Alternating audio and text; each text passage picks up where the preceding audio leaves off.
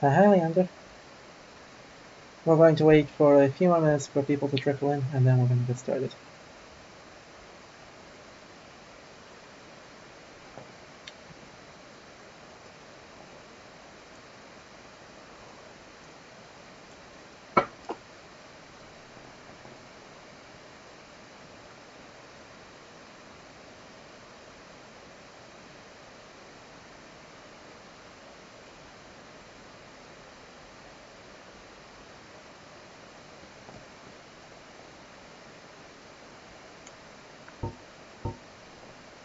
Yeah, it is good timing.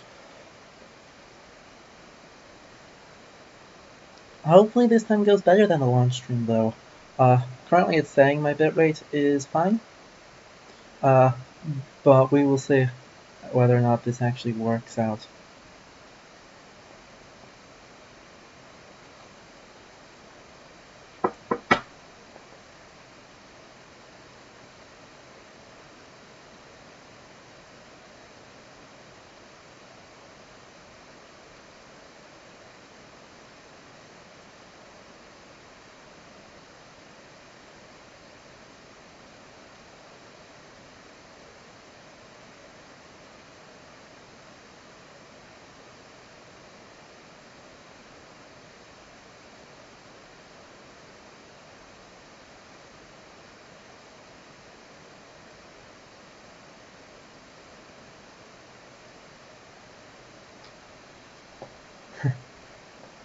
That's good. We'll see if that continues once there's actually things happening on screen to make sure that it happens.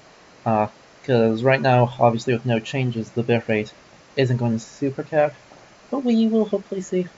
And I think we're actually going to get started and try that. So yeah, we are doing Dark Souls today, as you can see. Looks like it's just you and I right now, Leander. So my main argument with this is that we're going to go through the early part of the game and take a look. And my main argument is that this is going to be a very typical medieval fantasy setting, even though in many ways this game is very much not typical from a design standpoint.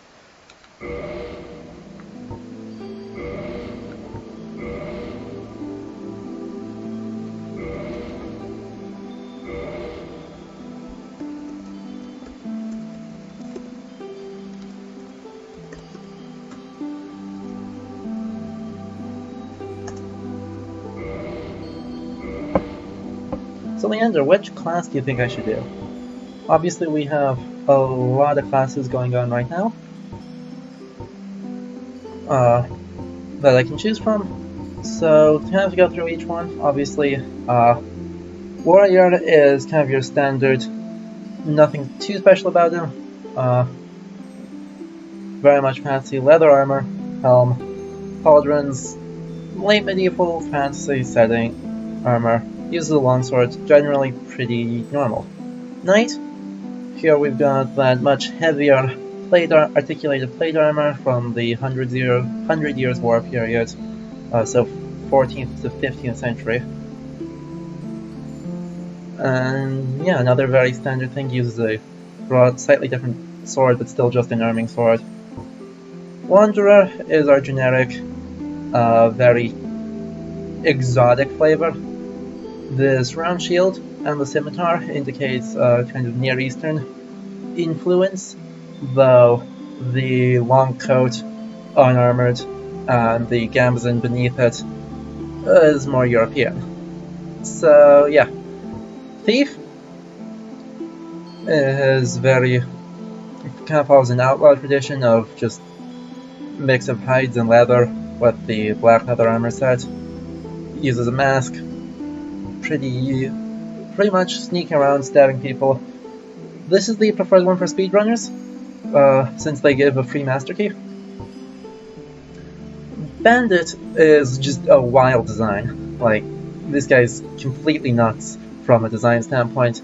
The hood looks vaguely Middle Eastern, but the rest of it is just as do the baggy pants with slightly pointy shoes. But the rest of it is just wild.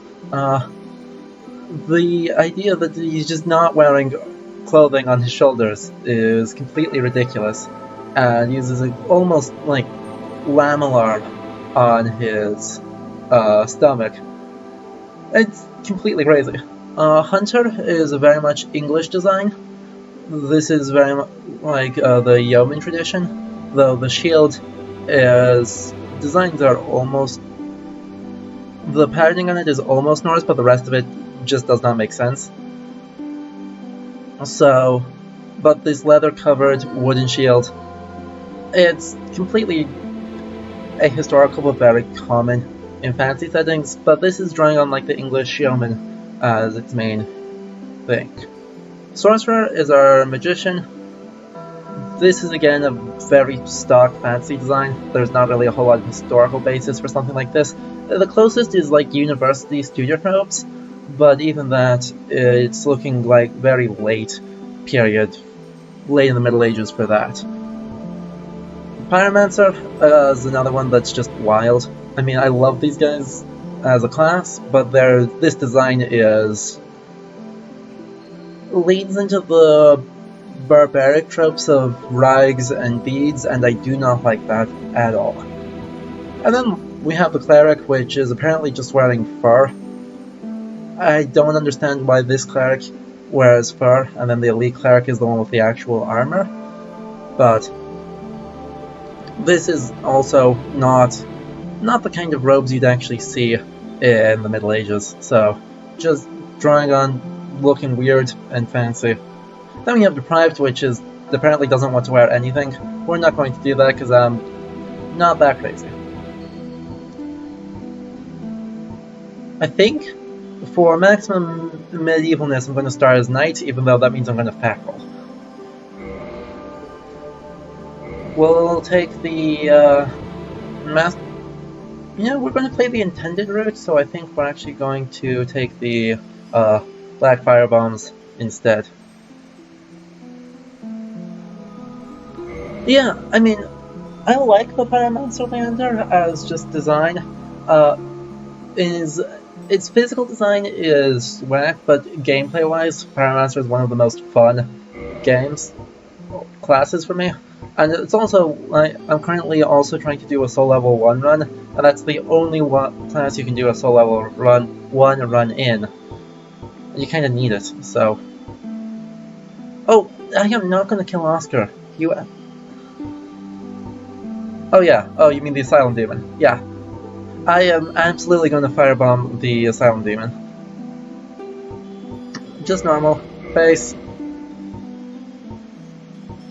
These names are never explained anywhere in the game. So, like, we know Astora, and Thorland, and Katarina, and Kareem. These are all countries outside of Lordran. These are never explained in game, so the geography is just... There's a whole big world that we are not exploring. That being said, like, generically Middle Eastern, holy shit, this guy is weird. Yeah. There's... The limits of the engine here do not do any favors on this facial design. Luckily that doesn't matter, because we're going to customize.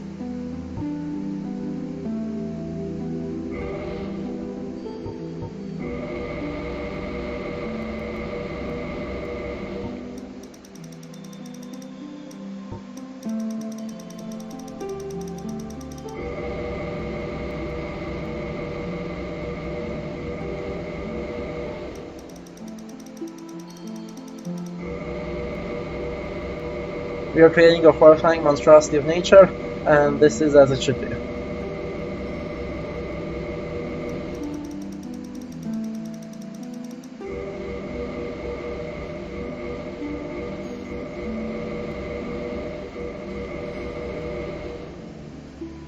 There we go, that seems truly abysmal. Look at this handsome boy. Oh gosh, yeah, there is so much stone in this that we are going to,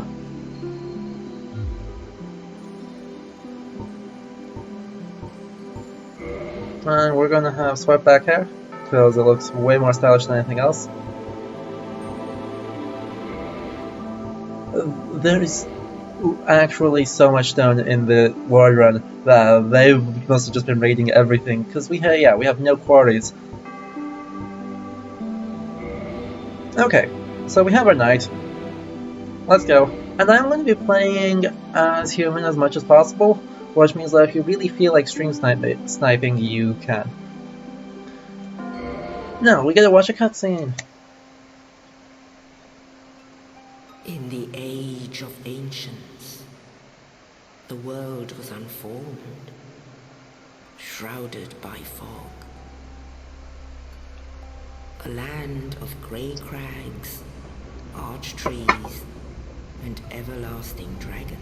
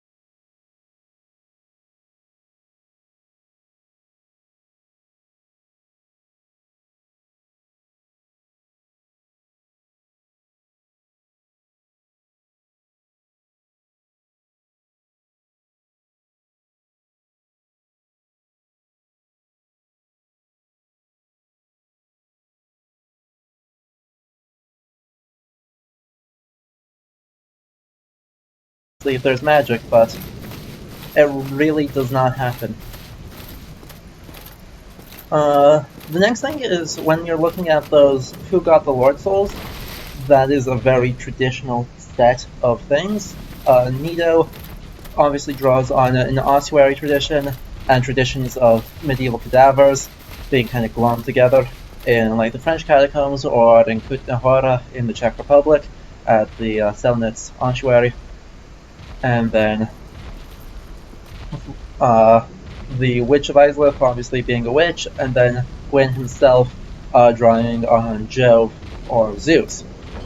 So this is very typical, but the important thing there is that you can see that there is this tradition is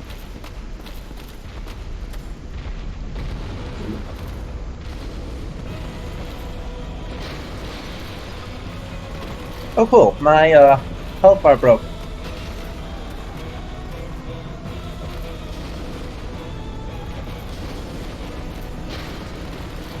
And I am fat rolling, and this is the Asylum Demon, and he's dead. Or not, because I missed.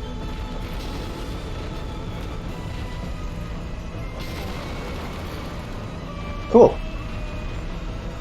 I'm getting dunked on by the Asylum Demon. This is awkward. There we go. We got him. I swear I am good at this game. As you can see, we are fat rolling really hard, and that sucks. Because my iframes from this are non-existent. But yeah, so an important thing with this cutscene is that it shows something that's very common in medieval literature, or in fantasy medieval literature, I should say, not the actual Middle Ages. And that is that this world is polytheistic. There are several gods, and they are all not very real and very powerful. This is in very sharp contrast to the actual Middle Ages, which are aggressively monotheistic. Within Europe, at least, any conversations you may have with people that say, "Hey, but look at the Middle Ages here," and all this secret paganism going on, that's all not true. Medieval Europe was solidly Christian. There really was no other religion practiced in the same kind of scale as what you're seeing in discussions, as you'll see with like the churches and the shrines to the various deities that show up throughout this game. Oh, you're no Hollow. Thank goodness. And now we're gonna meet Oscar. I'll die soon, then lose my sanity. I wish to ask something of you. You and I, we're both undead. Hear me out, will you? Regrettably, I have failed in my mission, but perhaps you can keep the torch lit. Yep. There's an old saying. He's got the better version of our armor, but it's fundamentally like the same style, same period. His is just better made, using a surcoat instead of a cloak. The faith of the undead comes sharp enough. Well, now you know. And yeah, he's... And I can die with hope in my heart. Oh, one more thing. Here, take this. An Estus flask. An undead favorite. Now we get our orange drink. Oh, and he gives us keys. Now I must bid farewell. I would hate to harm you after death. So go now. And yeah, he uses literally like all the same now I must fundamentals thing. Obviously he's got solid instead of regular boots. Or no. Yeah, he's got both solid and greaves. Instead of just regular boots. And then he's got surcoats, and past that, our armor is actually the same. His is just better stats. I am definitely going to pick up the Elite Knight armor sooner because it's one of my preferred armor sets in this game. And then, yeah, let's take a look at what we got here. We've got just a regular broadsword. The Demon's Great Hammer, built from the Stone Ice Trees used by lesser demons in the North Undead Asylum. So the hammer is not magical, but very, very strong. Let's see, it requires 46 strength to use one-handed, so what is that, 30 strength to wield two-handed? We're going to heal up, and we're going to go in here, and then we're going to talk about the Undead Asylum before we go, because this actually, in many ways, follows the construction of a monastery in medieval Europe. So we'll run up here, but before we hop on the Raven, we're going to turn around and take a look at the larger area.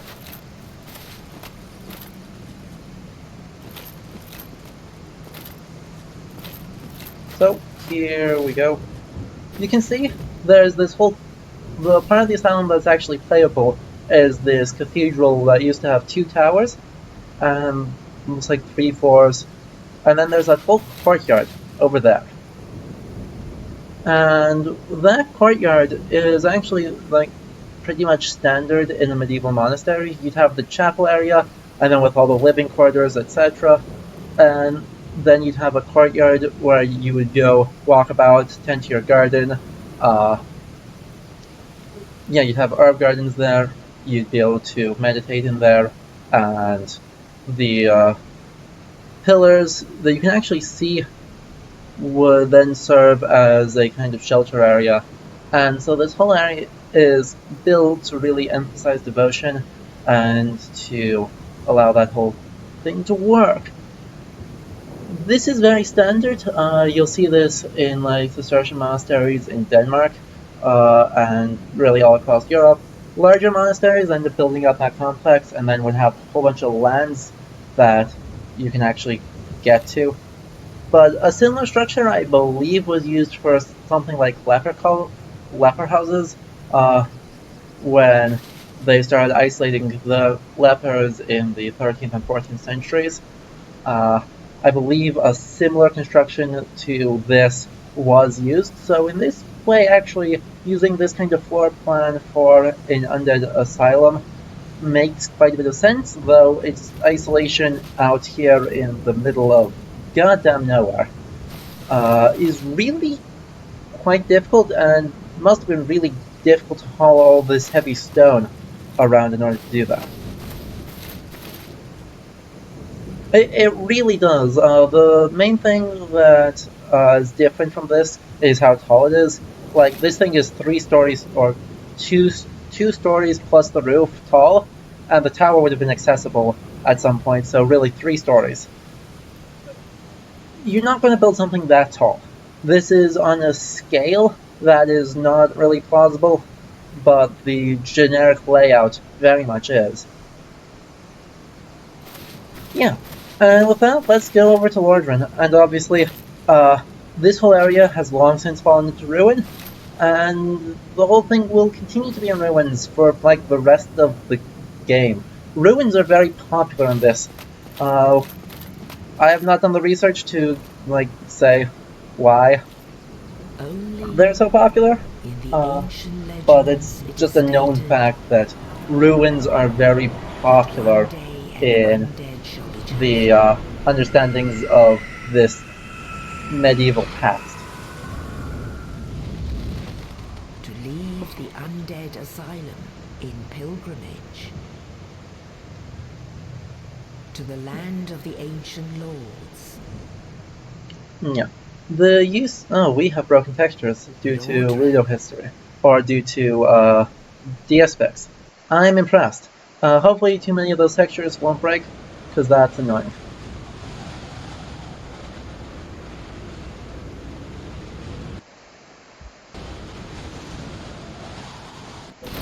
There we are.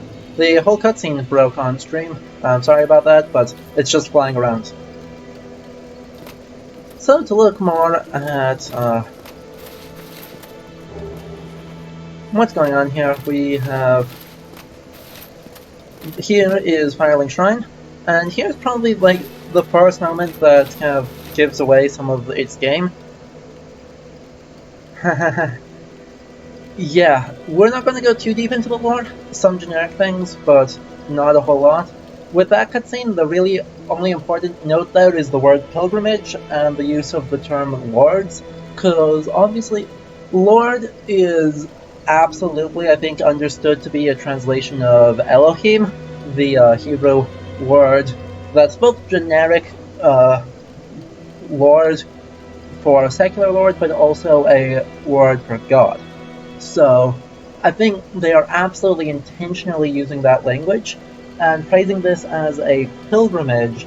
All of the violence we're about to commit is a really interesting choice that tells a lot about understandings of what actions are appropriate for a medieval Gothic setting.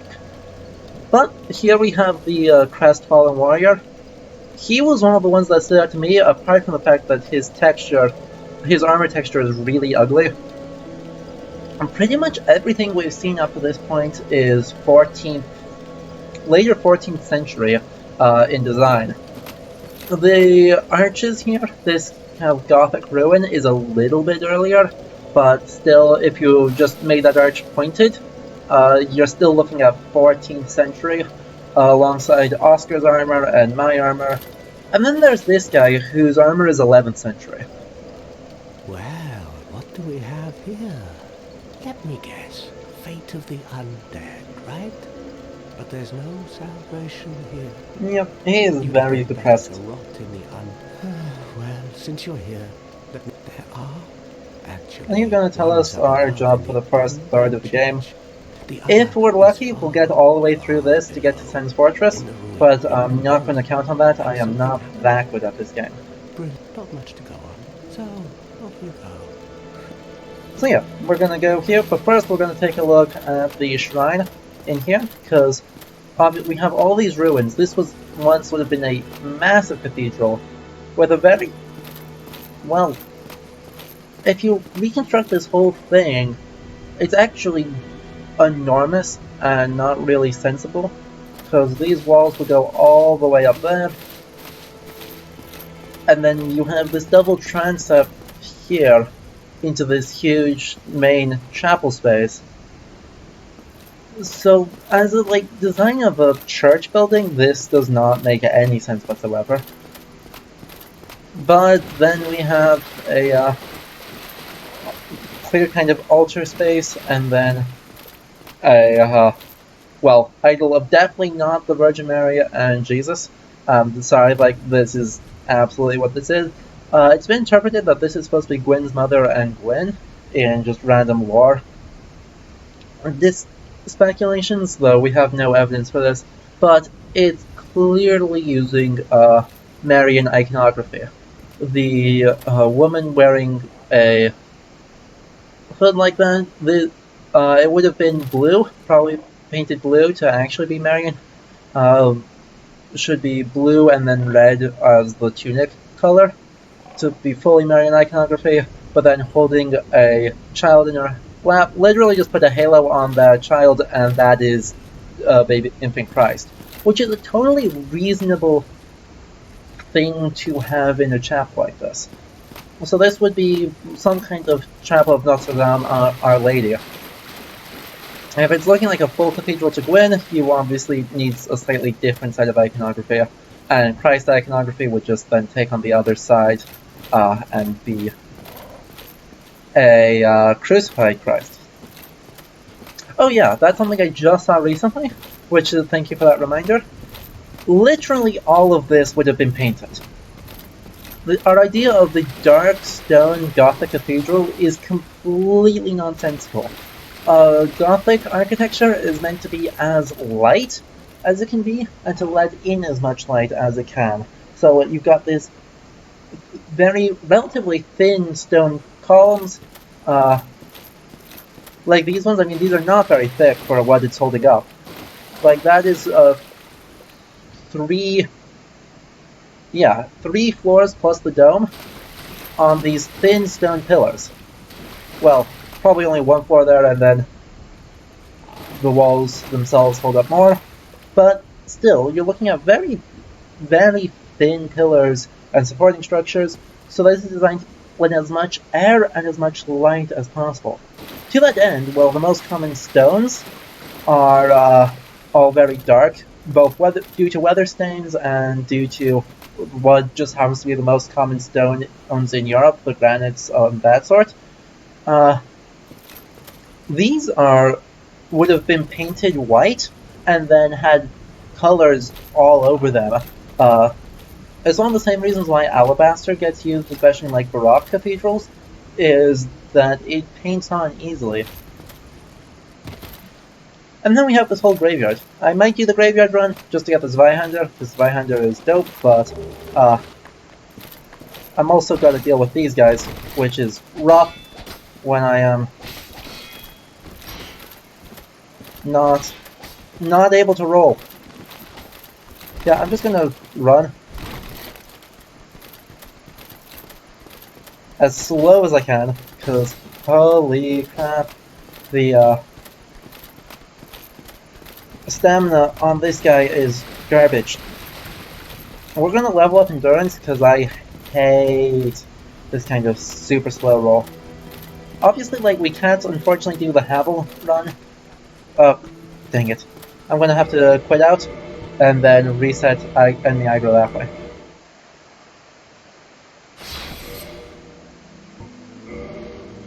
There we go.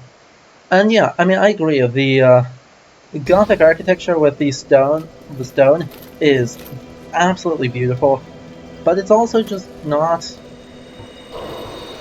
historical, which is wild. It's an absolutely wild thought that the most traditional architecture of the Middle Ages looked completely different. I mean, it's the same in classical architecture, obviously. The white marble temples were white because they are easy to use. They are easy to paint onto, most likely, not because they thought white was aesthetically pleasing. That's an invention or taste from the 17 and 1800s. But yeah, also, I'm just going to mention again, this building is insanely large. Like, the scale that they are putting into every single room here is absurd. While this maybe does indicate the fact that there's this row along here, that there would have been a wooden floor put in to kind of split this up into multiple rooms, even so, this is way too tall. Hey Petrus, and here we have the worst person, but he's using basically a mix of leather armor and then Lorica Segmentada as his armor set. So very odd, very much not clerical. Clerics, when they were accompanying an army, would wear mostly the same clothes as an army. The idea of having a different armor set for that is weird. But then also we have his weaponry, specifically that Morningstar. That Morningstar is truly horrible. Obviously, this is coming out of a Dungeons & Dragons tradition, where Gary Gygax decided that clerics could not use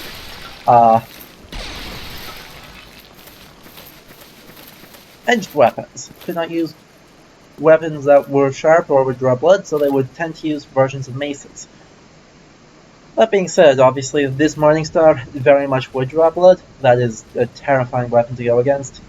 So, it kind of gives a hint that maybe this tradition that Petrus is supposed to fit into, he doesn't quite as well as he wants to. Hello there. I believe we are not acquainted. If not, I'd prefer to keep a distance, if possible.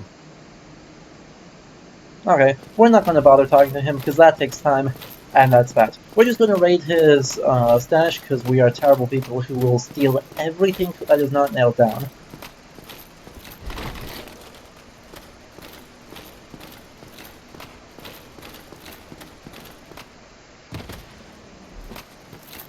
And then, yeah, we'll learn a little bit about him from this.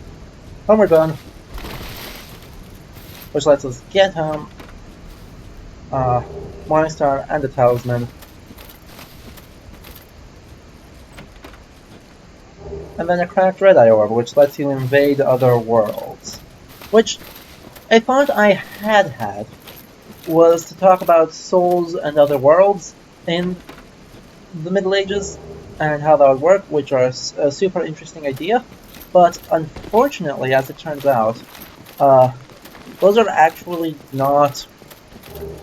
The way that this game uses them has absolutely no reference in the Middle Ages whatsoever.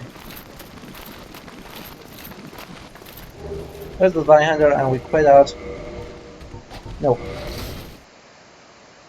Quit out, which will reset their aggro, so we can grab the rest of the Winged Spear and get out of here.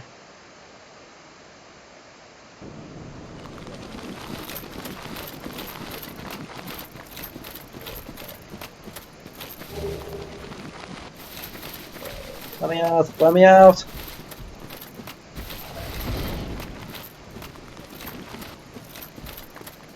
I can't run fast enough.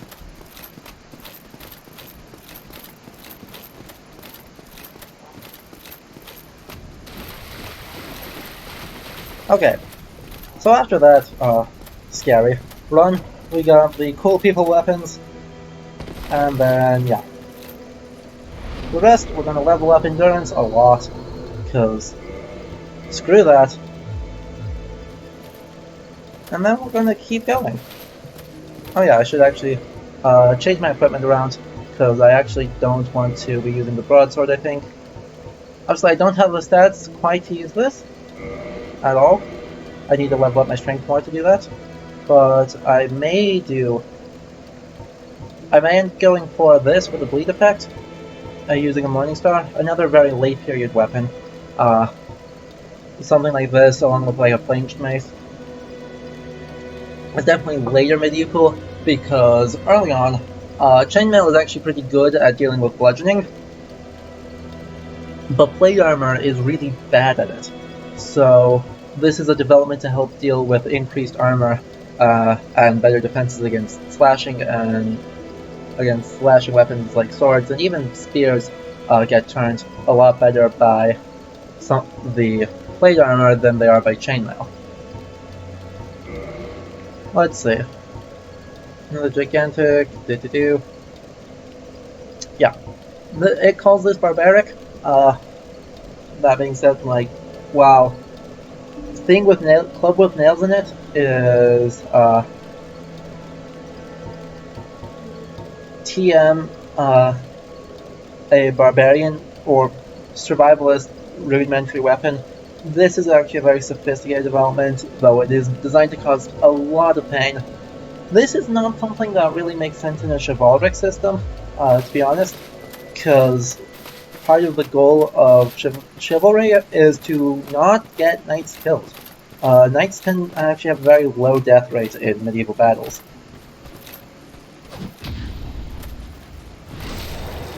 But that's okay. We'll let this be a barbaric with that problematic connotation, and then we'll just parry these nerds. These guys are legit like some of the scariest enemies in this game, because they always are. Nice, I got new armor drops right away.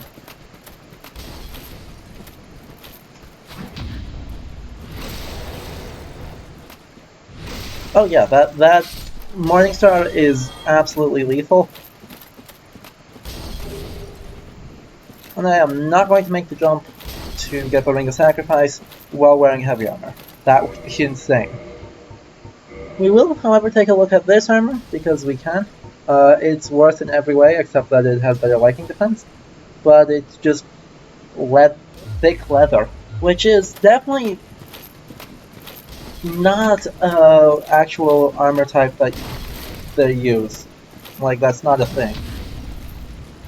Leather armor has never been a particularly historically tested thing.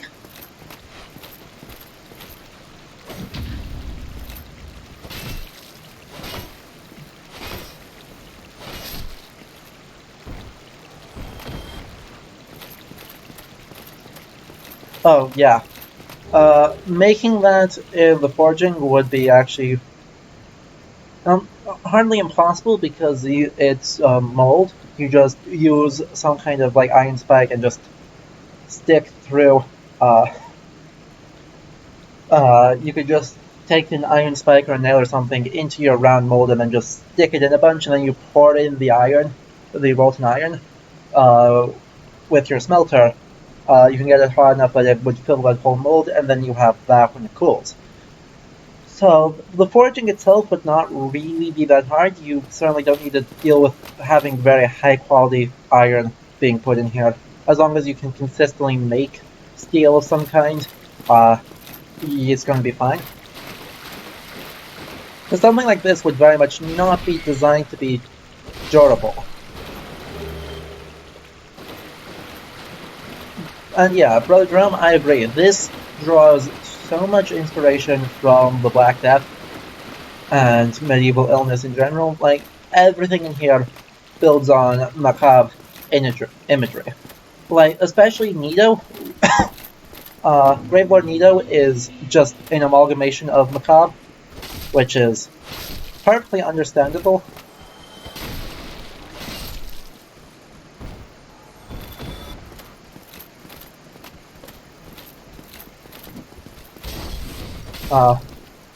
And weirdly, actually, one thing that's funny is in the cutscene is Nito mentioned, or the narrator mentioned, that Nito released the miasma of death and disease. Obviously, this bears a lot of similarities to pre-modern or early modern disease theory, up until really into the 19th century, when cholera outbreaks led to modern epidemiology. Oh yeah, there's a dragon. Hi, Hellkite Drake. Very much a standard-looking dragon. But yeah, they, Ow.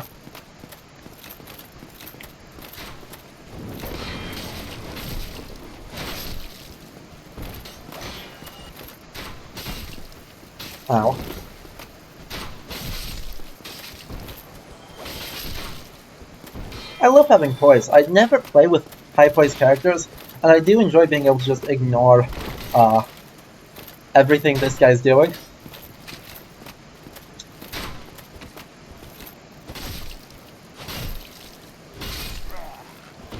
Oh, shame, no crossbow drop. I am sad. It was Jon Snow. That was in the 1830s, I believe, if I'm remembering correctly. It's been a while since I looked at cholera, but yeah, the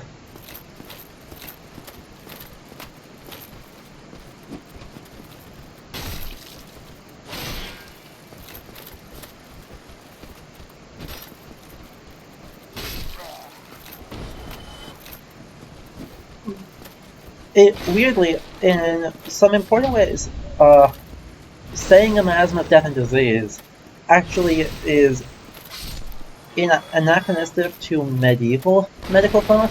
Certainly, they did have an understanding that being in certain places was harmful, and foul spirits were a thing. But the main reason why in the Middle Ages it was thought being in a certain place or certain actions, such as being around rats, and then symptoms of like the bubonic plague, was that it would unbalance your humors. That foul air in some place would increase, I believe it's like mostly phlegm and black bile, and doing that in certain ways would Then you are a welcome customer. cause I trade for symptoms of souls. illness. Everything's for sale. And so the herbs, medicinal herbs that we still use today, were thought to rebalance the humors. They came to the right answer. Some of those herbs are genuinely helpful for the symptoms they were treating.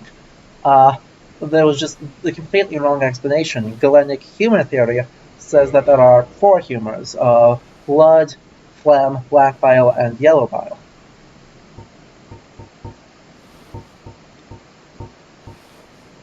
So we're gonna grab that, and then we're gonna take a look at the things he's got, but not actually buy any of them because they're bad. Yeah.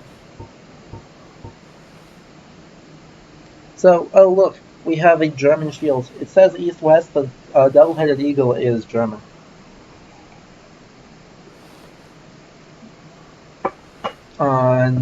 Yeah. Yeah, I haven't looked a whole lot at Islamic sources on the Black Death. I've looked at the Plague of Justinian in more detail. But even then, like, there was some understanding of, yeah, there were different types. Medieval Europe also understood that there were different types of plague, and behaving, I don't think they had as much detail as the Islamic sources do. The Islamic sources just were drawing on a much stronger tradition of medical experimentation, and had fewer of the weird things like lapidary medicine. There's still some of that, obviously. And the scholars in Baghdad were just better surgeons than monks and barbers in the Middle Age in medieval Europe were. Medieval Europe still had very talented surgeons, but medieval Islam definitely understood more about much more about what was going on than medieval Europe did. Should I kill this guy? I'm tempted to kill this guy. Nah, we won't. We'll take a look at him though, because he was wearing a turban at some point. Though that is not uniquely Islamic, that is... By the early modern period, that is, but in the Middle Ages, like, this same kind of band is used by anyone traveling in the Levant or North Africa, so both medieval European and medieval Islamic alike. Besides that, he's actually wearing pretty standard garb, except way too, obviously dirt stained, but also way too dark.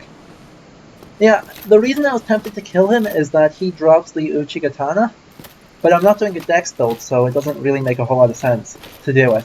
But the Uchigatana obviously is a katana.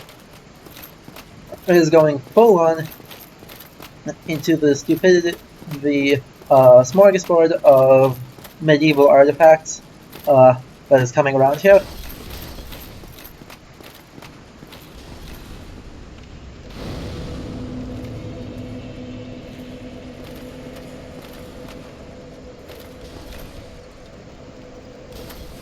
Yeah, I mean, in medieval Europe, disease was still understood to be appointed by God. Like, one of the main cures to medieval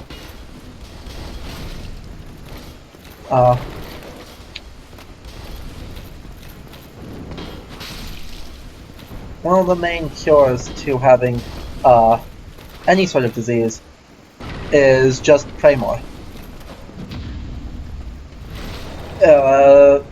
Medieval medicine was very much about both the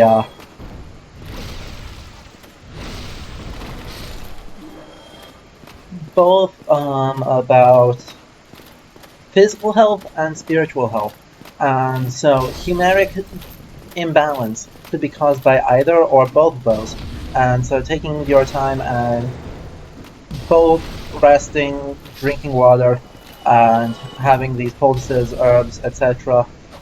is a good way of getting better, but also needs to be dealt with pilgrimage and penance for sins and basically everything else that counts as bad news. So actually, Thomas Becket was one of the preferred sources for English pilgrimage in the 13th century. You'd go to the shrine of Thomas Becket, and he would help cure you of all sorts of bad news, in the vein of how Christ cures the lepers by intercession.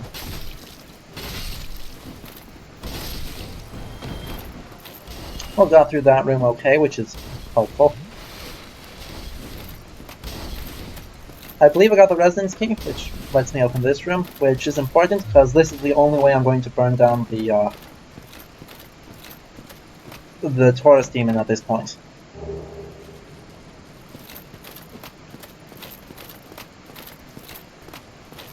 And yeah, I believe in the Middle Ages they actually did wash their hands more, still not a whole lot, but excessive cleanliness was not super approved of.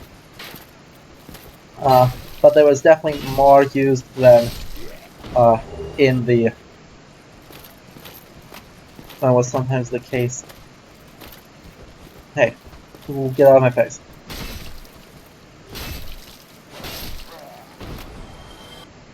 But then it's actually a much later development in the 19th century. Civil War doctors would say, oh yeah, absolutely, it is an absolute crime to go wash your hands between performing amputations on patients. That is so ridiculous to modern conceptions, obviously, but yeah, that was a thing that they did. Don't know why. Oh yeah, we're gonna aggro this guy for no good reason. I'm probably gonna lose because I don't have a good parrying weapon. Though I'm not pretty confident in my ability to at least do the parries. I say that as I immediately miss one. And the second one. Here we go, third time's the charm.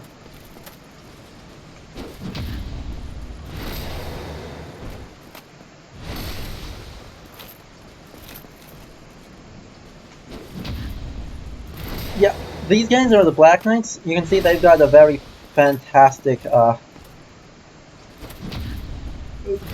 of armor design. They are not at all interested in being historical. They have this super articulated designed plate.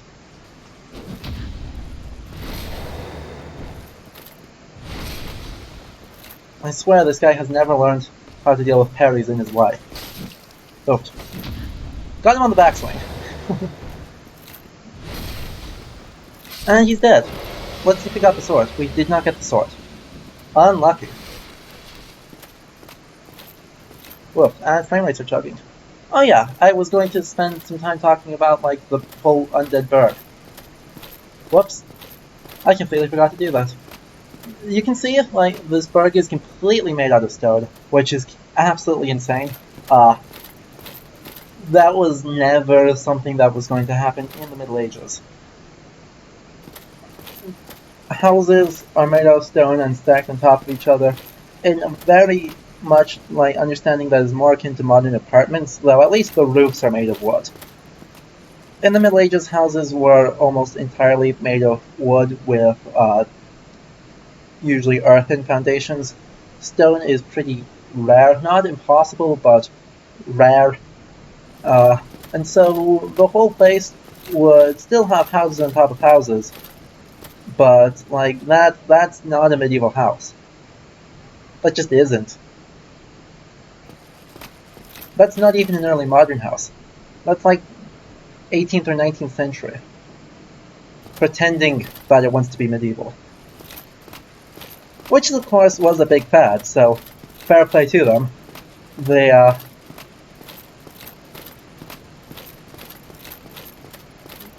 There's a huge fad in the 18th and 19th centuries to be medieval.tm, which basically means understandings of what they thought the Middle Ages was supposed to be. Kind of the same kinds of images you'll see in medieval manuscripts of these idealized high, narrow, pointed towers. Neuschwanstein is obviously the best example of this because of I screwed it up. But he killed himself, which is hilarious. I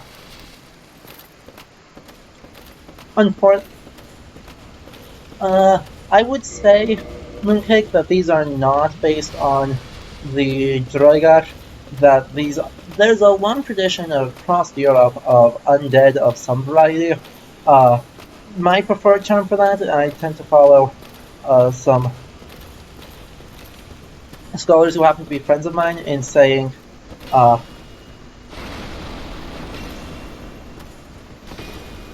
that these... Oh, come on, I'm going to lose him because I can't fucking aim. Here we go, got it finally. Got the Crystal Lizard. I'm not bad at the game. Let's go. Interesting, the scaling on my... Weird. For some reason the scaling on my UI changed from the beginning to the middle when DS Fix kicked in. So that's weird. But I would not say that these are related to the Drigger. There's a long tradition of revenants, is my preferred term.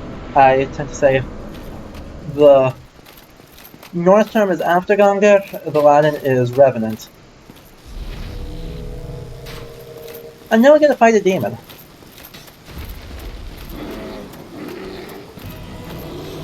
Obviously my UI is super jank, which is unlucky, but I managed to stagger him, which is good. Oof, I have no... That shouldn't have hit.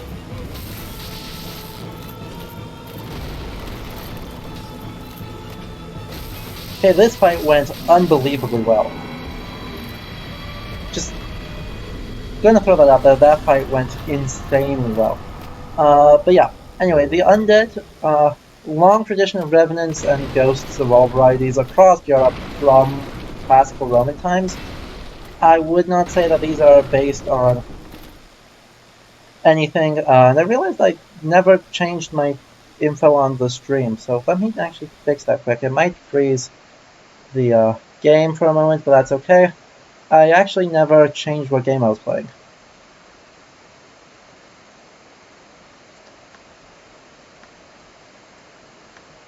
Weird. And yeah, okay. But the, there's not a whole lot of basis for these to be on Norse. Norse Droigar are very intelligent, as in fact are most revenants in the tradition. So it's odd that this is making them pretty much mindless. I think this is drawing mostly on expectations of zombies more than any medieval tradition, to be honest. Certainly the idea of becoming human and using souls, collecting souls to stay human, and the body not dying after death is odd. We can talk a little bit about the soul, but when I was looking at it, yeah, this game's conception of the soul is utterly unlike anything in the Middle Ages. But first, let's talk to Best Boy. He's wearing just like chain with later periods, or slightly later. Like his armor is probably 12th century, except not wearing gloves. Solaire, and he's got a First Crusade era Great Helm. So yeah, I'd say probably like First Crusade, which makes sense as a design for the most religiously motivated character in this series. I think I'd go so far to say, like, not just in this game, but in any Dark Souls game, I think Solaire is the most explicitly religious, and in fact fits the pilgrim part of this pilgrimage the best, even though his armor implies extraordinary violence, as does his skill in battle, which is very much Crusader, grounded in idealized conceptions of Crusaders and the Crusades, which is problematic. So what do you say? Why not help one another? Now we're just gonna get the summon signs from him. White Sign Soapstone. The flow of time itself is the very fabric wave. And then time. So yeah, talking about both the soul and the weird mechanic of invasions here. cross the gap. The main reference I thought of Purely cooperation. that would be Of course, we are not the only ones engaged in it. sensible But I am is a warrior. If you miss it, you must Avicenna, the Islamic scholar, but one who was very influential in European thought due to the fact that he wrote the best commentaries on Aristotle. When he's doing that, kind of the Aquinas was heavily influenced by him. Crap, I'm not going to make it without taking off my armor, so we're going to strip for a moment. Look at him, he's so beautiful. And then we're going to try and get in cover here before things go terribly wrong from this dragon. Made it, technically.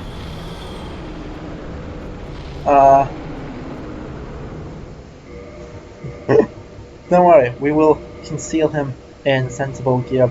I'm actually going to take the lighter armor rather than the heavier armor. I still fat roll, but that's okay. We'll take off our helmets, see if we can get up to a mid-roll. There we are, we're mid-rolling now. Thank goodness, I can deal with mid-rolling. So we're going to look completely different now. We still got a little bit of beautiful eyes. But we're going to level up a whole bunch. Level up strength, level up,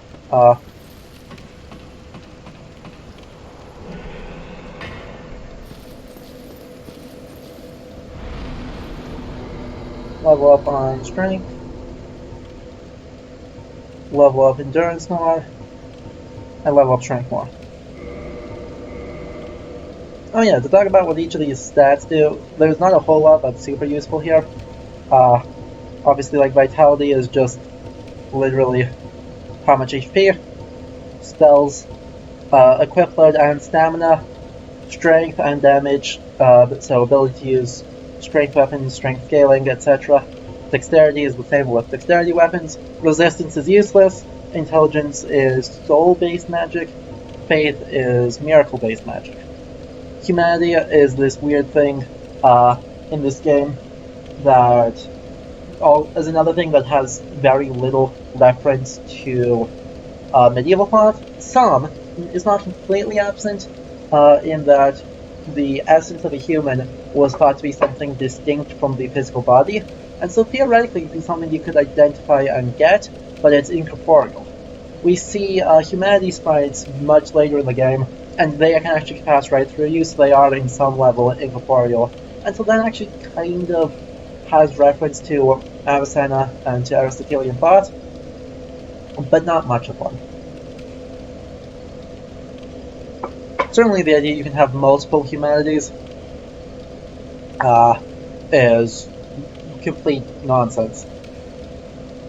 Mooncake. Plate armor was absolutely a thing in the Middle Ages. In fact, reinforced leather was the one that is really not a thing.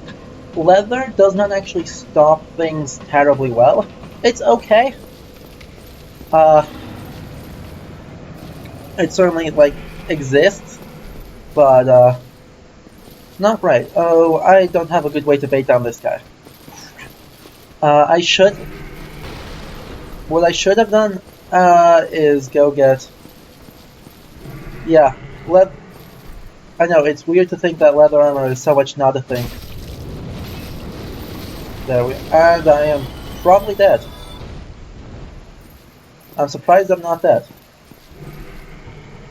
But yeah, leather armor is not great at taking blows. So leather was tend to use as straps for armor, as belts, as for a whole bunch of armor-related things, but it wouldn't be the main thing protecting you. In the earlier Middle Ages, what you're looking at is padded shirts, so multiple layers of linen and wool, stitched together into something called a gambesson, and then on top of that you put a chainmail hauberk, which would be your main defensive layer. By the 100 Years' War, in the later back half of the 14th, first half of the 15th century, there is articulated plate armor. So that is, in fact, where we see with, like, if I switch over into the Knights material here, this kind of thing very much dates from the 100 Years' War. And then, if we get to Demon Souls, I do have a totally legal ISO of the game, I promise. So if I can get the emulation for that setup, we're going to take a look at Demon Souls, because Demon Souls has even later armor. The fluted armor that exists in that game is the Maximilian set, is Maximilian armor from the 16th century. So incredibly ornate plate armor that is mostly used for tournaments more than for warfare, due to the fact that at that point it takes pretty thick armor to stop guns, and guns advance very rapidly. But yeah, certainly some kind of breastplate is understandable. We're gonna get the gold time ready, see if we can't bait this guy down. Baiting him down without a bow is actually really difficult. And you can get a sword from him if you cut off his tail. If you didn't know that, it gives you a very good early game weapon. And again, weapon that I didn't actually realize was used in the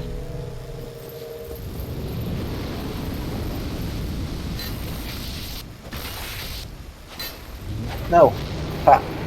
Got the claymore, and I'm totally gonna die here. I am super dead. Yep, I died. Congratulations, you see that. But I did get the claymore, which is one of my favorite weapons in the game. So, we did good. Yeah. What else with the armor here?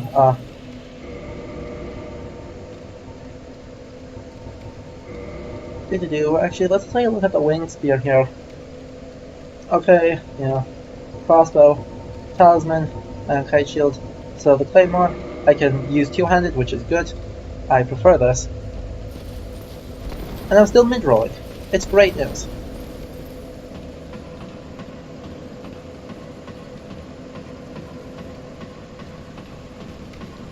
Yeah. But leather armor is not so much a thing. In the 14th century, you'll see like breastplates as kind of a middle stage. So you'll have like a chain, a light chain, and then from that,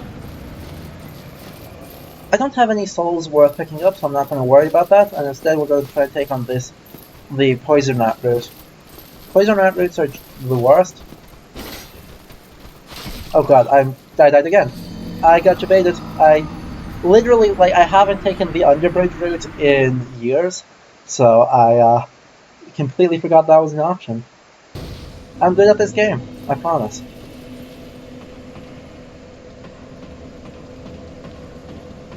But yeah, another reminder, looking in here, is of course our fantasy. Our fancy Middle Ages has these dark, empty rooms. These have been chock full of either painted walls or wall hangings of some variety. Even in a not super wealthy house, you don't leave walls bare, because bare walls are very cold.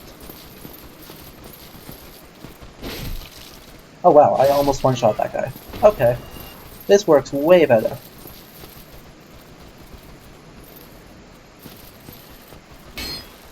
Well, that didn't go well. I'm just gonna parry him. No, I can't do that. Yes, I can. Got him. Now, evil poison rats.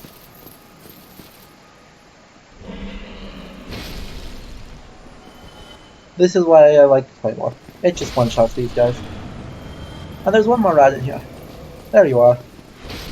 These guys will poison you, but weirdly, these are one of the only enemies in the game to drop humanity. It's implied that the reason for this is that these rats will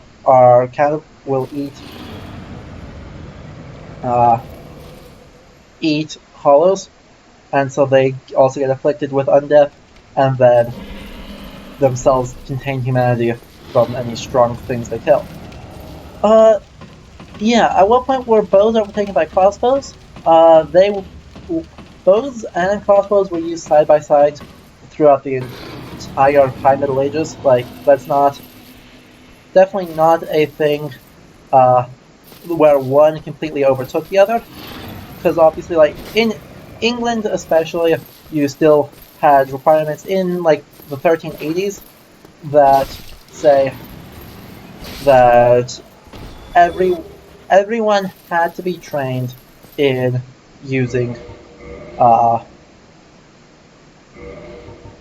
in the use of the bow. Every man had to be trained like that, which is important as like a conscription force for longbowmen in the 100 Years' War. We're going to bait that guy down because I hate fighting him up here, but come on, you're so slow. Come on, Black Knight. There you are.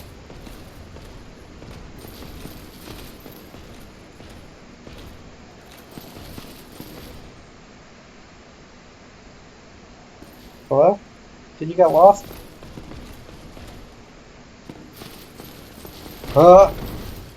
He baited me. Holy shit, that was nearly bad. Sorry, I'm just focusing on not letting this guy completely swamp me, because getting killed by a Black Knight with a greatsword is embarrassing.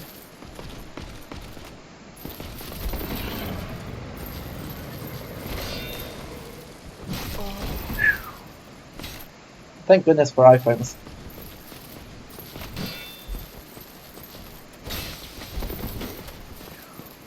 Backtracking though, and one behind? Nope, that didn't work.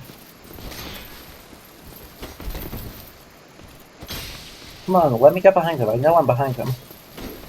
Surface strafing? Nope.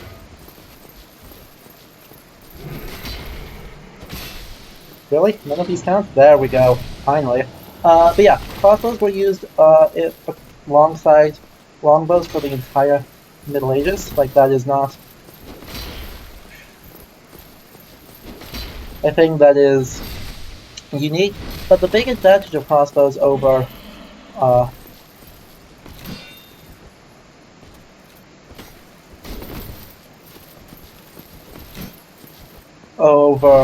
longbows or any other type of bow is the amount of time it takes to train someone, more than any sort of power. Longbows were actually more powerful by a significant margin than crossbows in the equivalent period. The draw weight of a crossbow is theoretically high, but its draw distance is very short. So the actual terms of raw power that that causes is not all that good. Oh god, he debated me so hard. Okay, well, we're gonna have to do some runbacks. And I'm not gonna try and fight him again. You gotta see him try and goal swing me. So we're not gonna worry too much about fighting him again. But yeah, the main advantage of a crossbow is that someone can get pretty good at a crossbow in a couple of weeks. Someone can get pretty good at a longbow in about 4 years. So it was just way more cost efficient if you didn't have any reason to particularly prefer. Yeah. Yep, there definitely is sounds compelling that they were used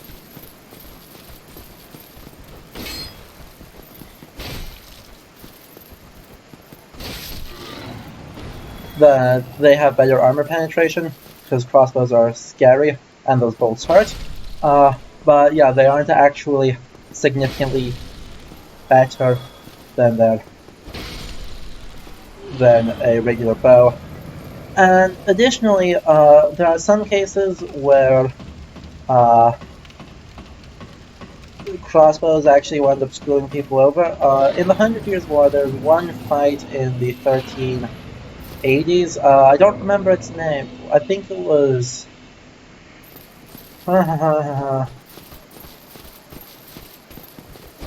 starts with a CH, I remember that much. Yep, so we're gonna try and make this run. I don't think I'm gonna make this run, but I hate having to do the run through the basement. So we're gonna try and make it. Make it. Yes! Got it. And he just locks us behind so that we can do fun things. So yeah, if you didn't know, if you move fast, you can kind of just cheese this whole area and skip most of the Undead Parish.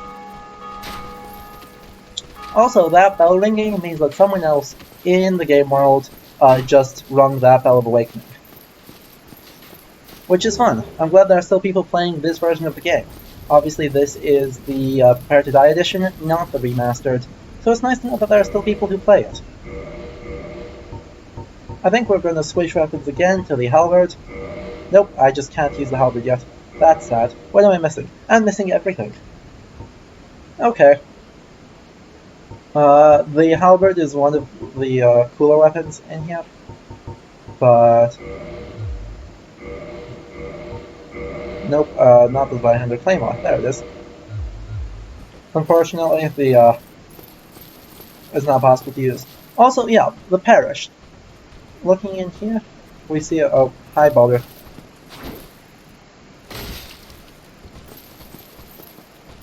Maybe I get lucky and there's a swag sword draw. Nope, I have unlucky.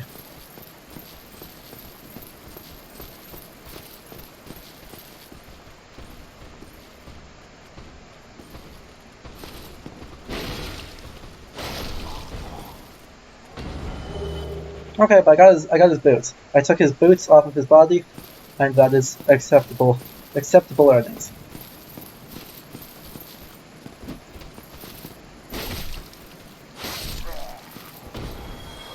There's another shield over there, but it's just a shield. We're not going to do a whole lot of item description reading, because I want to keep going with this game and make progress on it. Yeah, we come in here. Oh, there's a thing flying at my face. That's okay. Here we go. Ow.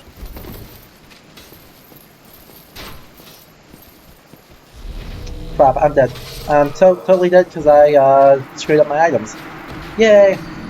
I think that means I need to... I think that means I'm going to have to do the hard route, which is sad. But yeah, that is definitely ease of training, more than anything else. Let's see, what else can I talk about? Oh yeah, with the Undead Parish. A parish is a medieval term, so that's fair. It's obviously religious in nature. It refers to basically the area a single priest is going to be in charge of. So naming this place the Undead Parish does imply that there's actually like significantly organized religion, which, I mean, there is.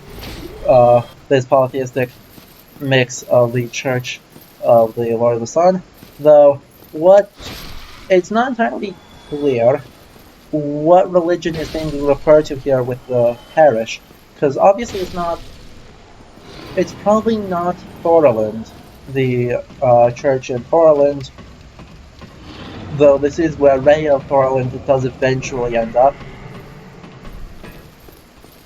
It does seem to be some other church. Again, very interested in monumental structures. Yep, that gate is closed, which is annoying, because it means that we're going to have to deal with that guy.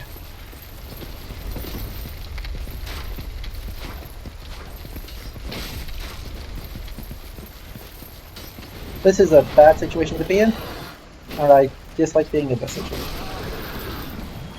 Okay, got one. That's fine.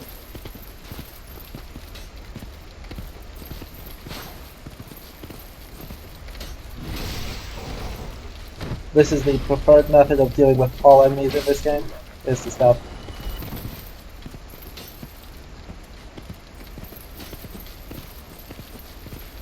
Bait and stab. Okay. This does not work against these guys a little bit later, but it does work really well against them right now. Didn't get the helm. Need to reset the run. No Fangboar helm.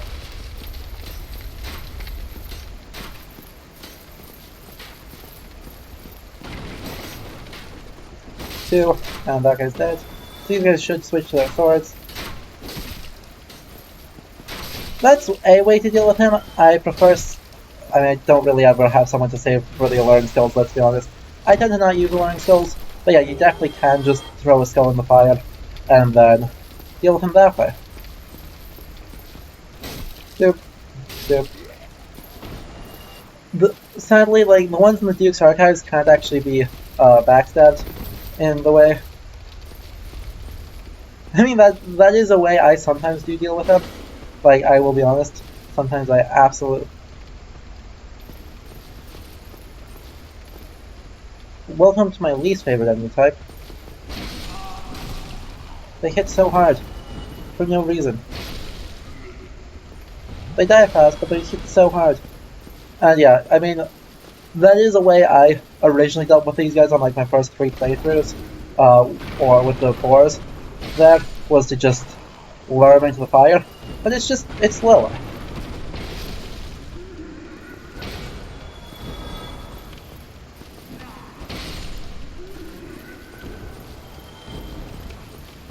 And feels way less skilled.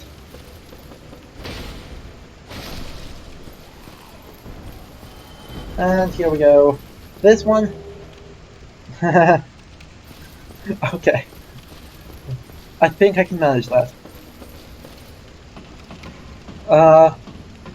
Yeah, actually, the mystery key there is actually completely useless. Like, there's... Ow. How do you guys do so much damage? Okay. Because that mystery key is used to free Lautrec, we'll get to him in a moment. But you actually don't need to free him. He'll actually break himself out of jail if you don't break him out. Which is annoying, because he really...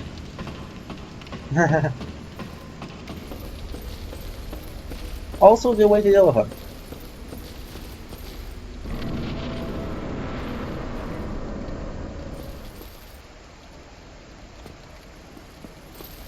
Okay, so we are almost back to where we want to be. Here, the item. Oh yeah, let's see if we can sneak up on this guy. I don't think I can because I'm not good at it. Oh cool, we did. But he did not die.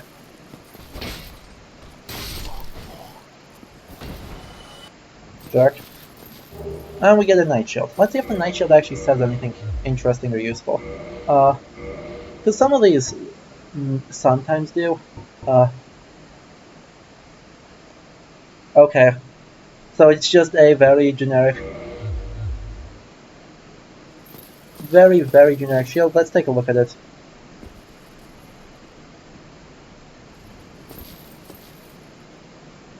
So I mean, obviously, blue on the quadrants is perfectly fine for all the descriptions, and then it looks like it's got some kind of dragon on it. Sadly, the resolution on the texture was not really meant to be seen from this distance, so my FOV actually screws up.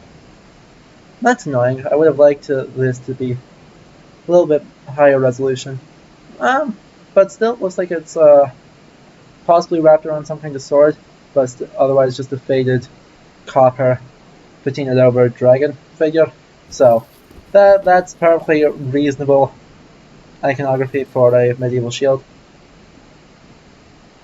But the idea that it's metal is actually not. Even later in the Middle Ages, shields were not normally made out of metal. And they may have some, in fancy cases, not designed for battle, but metal shields are really, really fucking heavy, as it turns out. So...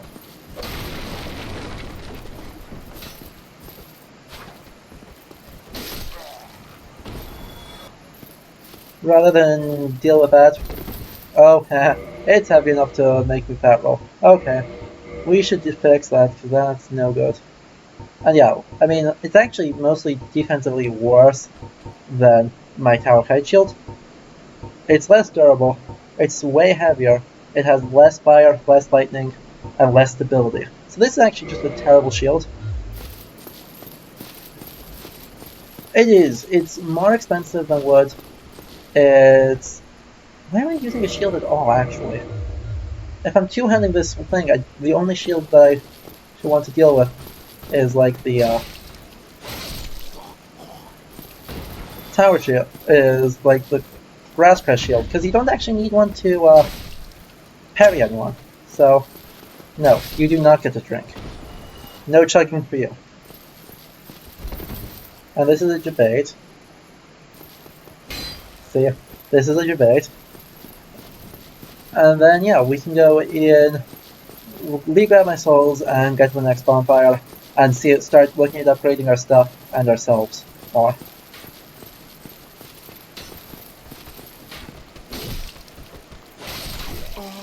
Ow. Jerk. We're gonna parry you.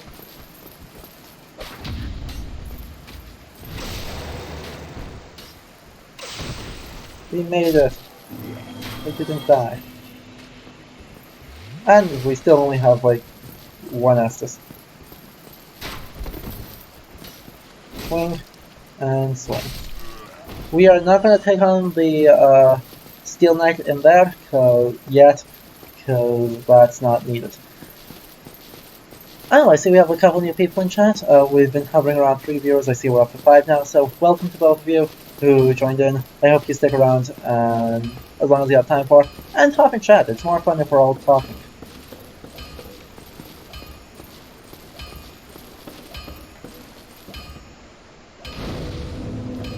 Let's see, I may... So we're going to level up a little bit more. Up our decks. It's sad, we have to upgrade decks. And then we'll upgrade our endurance again, because I like endurance, I like being able to roll.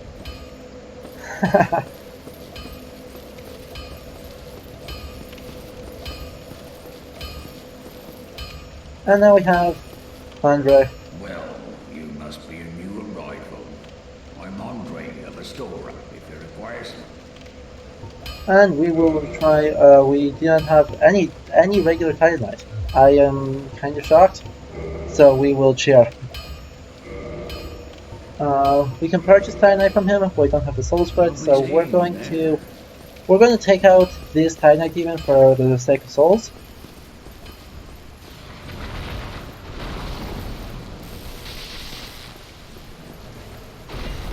Really, that hit me? I disagree.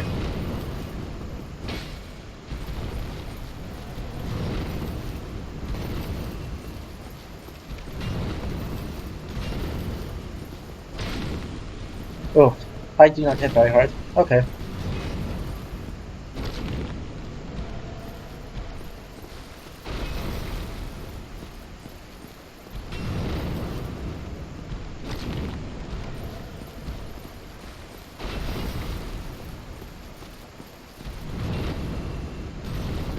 Okay, that was spooky. That I don't know how those did not hit me.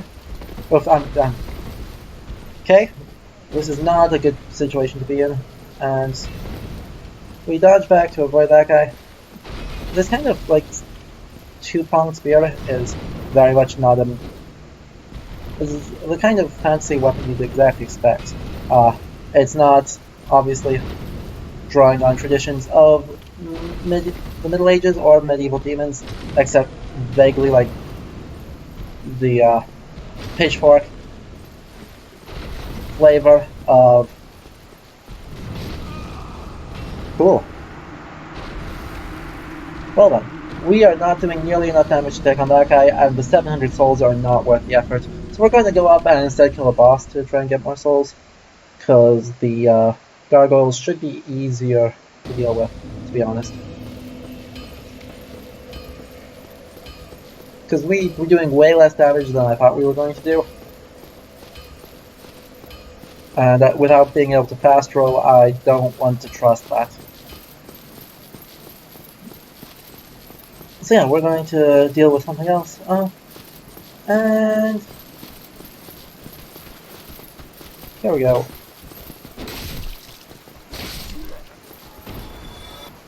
Go away.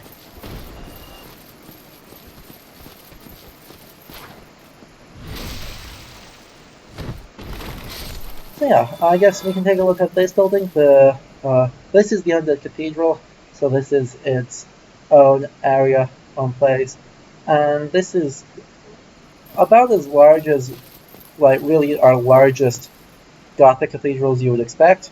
Like something like Salisbury or Lincoln Cathedral is not significantly bigger than this. One thing that's missing for how tall this is, though, is any sort of buttressing. It just exists in this big block, despite being too tall for this material to actually work. And so that's kind of an odd architectural choice, is you don't see any support structures on this, despite it absolutely needing them for how tall it is. And it's not even like St. Paul's in London uses a fake wall to hide the buttressing. That is not what is going on here. You can see pretty clearly that there is just no buttressing all the way up to the roof. So there's nothing holding all this weight in the center up, which is no good. So we've aggroed this guy.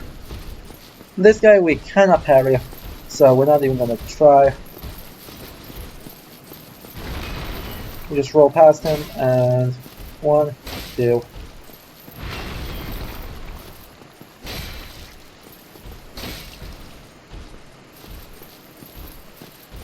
No, come this. Stop it.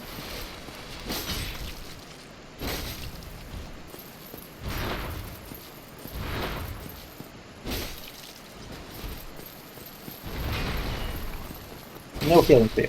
No healing. Okay. So that guy obviously had very, very heavy armor. Way heavier than is actually used in the Middle Ages at any point. Though, a kind that's actually very commonly seen, I'd say, in various types of medievalist literature. In Game of Thrones, like the one that the armor of the mountain wears, is very much in that tradition of this ridiculously tanky guy. Well, tower shields were used. They were actually used with lighter armor, because if you have a shield that big, you don't need super heavy armor to go with that. That is completely redundant. Well, you need... Okay, now we are going to reinforce our claymore, since we have things. Don't get yourself knighted. Those tower shields are historical-ish. There's a dueling manual from Germany from the 16th century. Yeah. That does show the about the standard equipment was an arming sword and a shield that was 2 meters tall and 1/2 meter wide, which is very much, I mean, that is a tower shield. So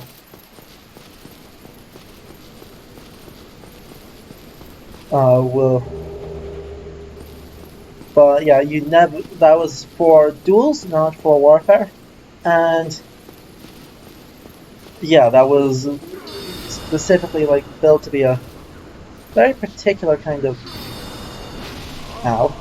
I hate trading. There we go.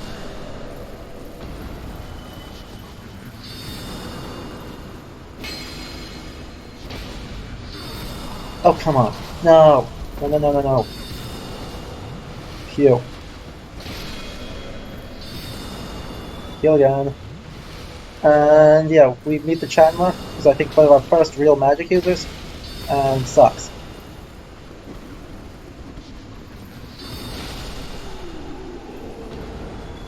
But yeah, those... Oh yeah, so could I.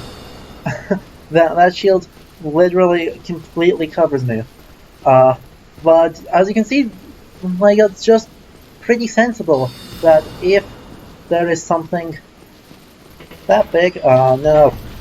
I didn't get out in time. If there is something that big... yeah, no.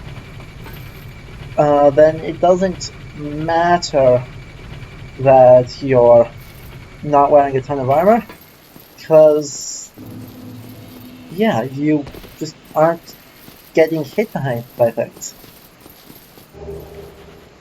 And so, the idea... Oh, more broken textures. The idea that somehow they're looking for these huge people in huge armor with huge shields and huge swords just is not historically tested. Elevators. Did they have them? I don't think, they had something related, I would say. They are, themselves are not,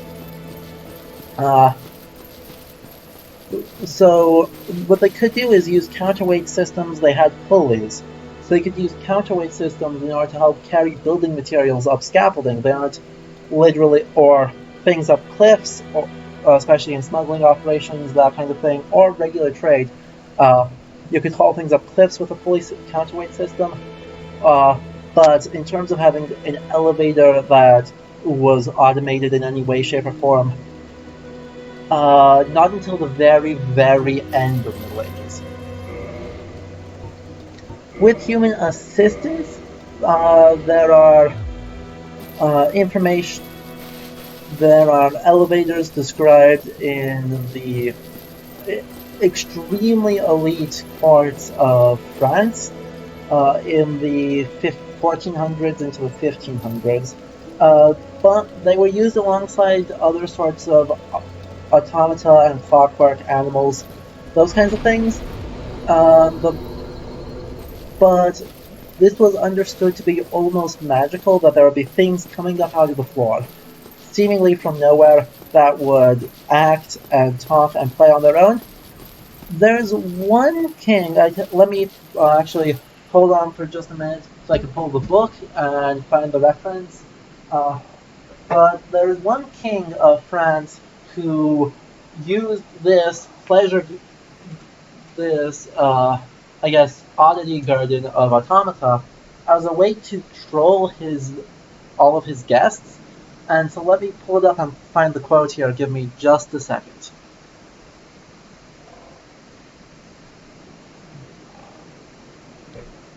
So, those are all notes. Those are not that. Not that.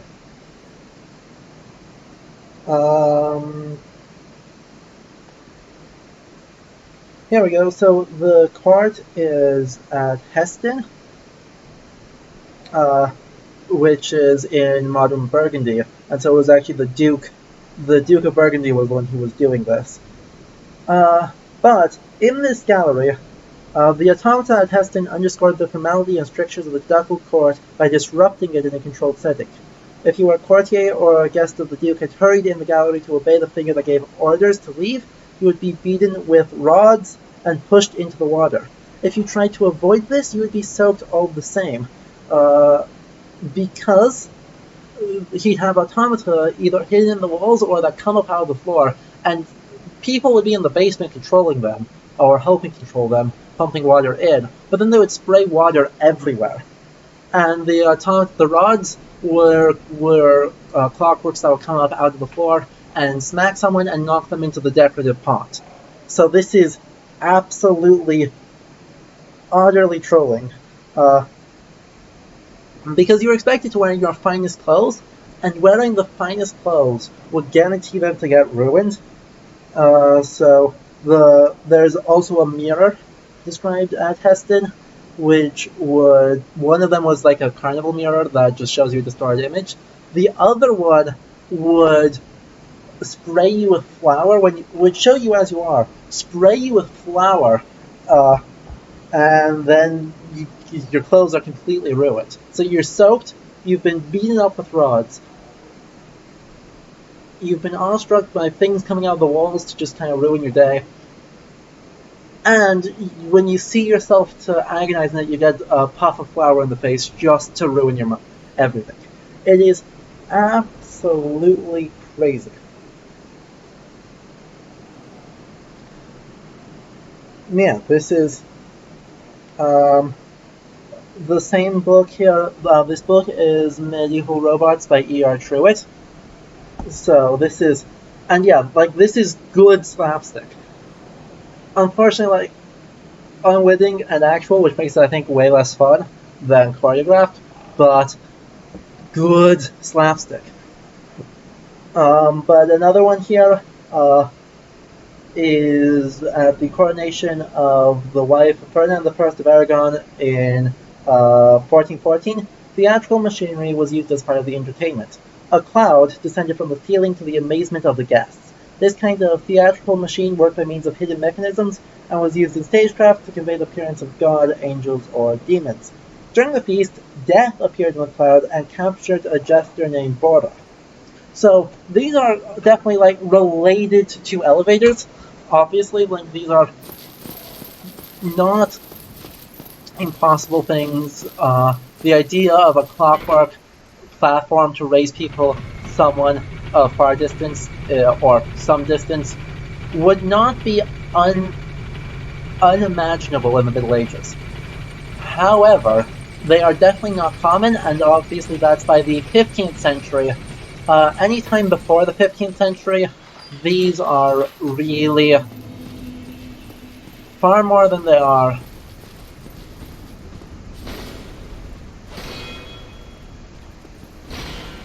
Okay. Just die. There we go. Got him. And certainly, like, they were not ubiquitous, they were not everywhere. Part of the astonishment of this, of all those events, is the fact that these are really rare ideas. Oh god. Oh god.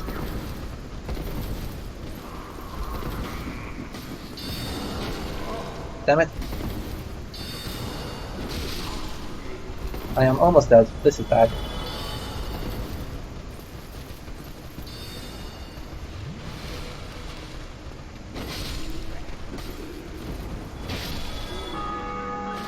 There we go. So we survived. I spoke too soon.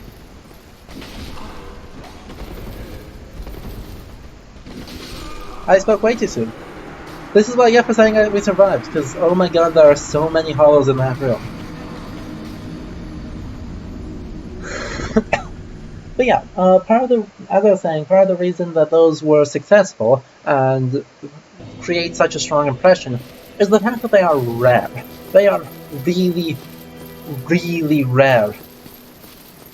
I am not going the right direction here. So, having, well, they were conceivable, certainly like a cathedral here is not going to have an elevator. That's not the right kind of space to have that kind of display of technology and display of power. Because technology is power.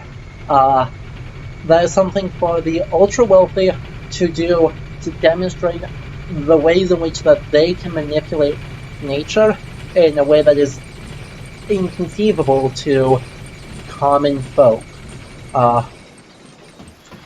So yeah, like, do they exist? Yes. Are they anything I would describe as common? No.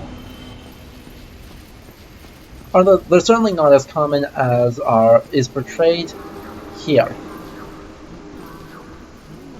Dark Souls has so many elevators, and they are all awful.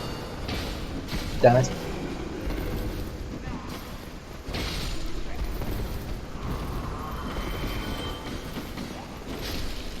Oh cool, the Channeler himself came this time. Spooky.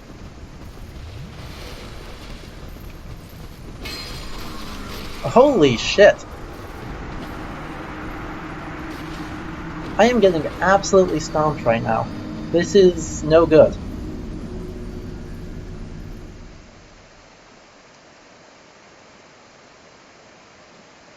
Yeah, that Channeler actually has one of the most accurate outfits of anything we've seen so far in this game, unfortunately. As much as he sucks, and his helmet is completely insane. The Six-Eyed Channeler helmet is nonsense. But in terms of the robes he's wearing, that is, to my regret, actually a legitimate kind of thing.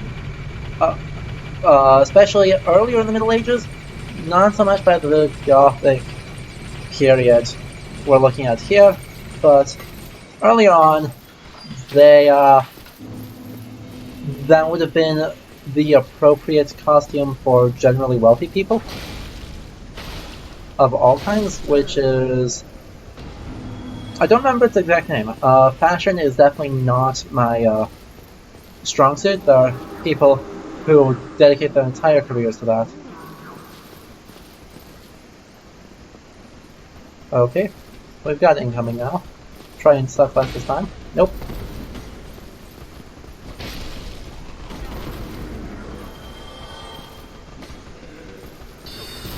Ow. Jerk. Yeah, clear that. Clear the corner.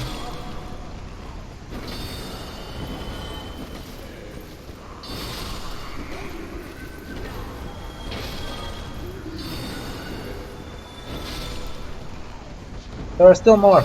Oh my god. They stop. Okay, I think we made it through so we can actually like play the game now.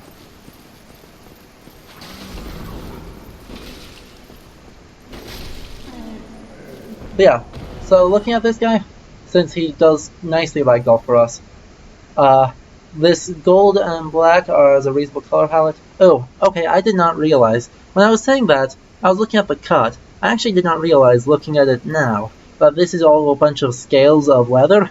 That is absurd.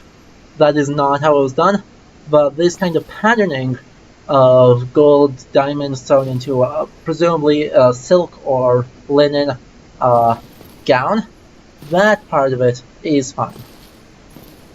The rest of him, he's a jerk. Luckily, he does not respawn, and so I'm going to Dark Souls Ragdoll. Dark Souls Ragdoll. Fling him.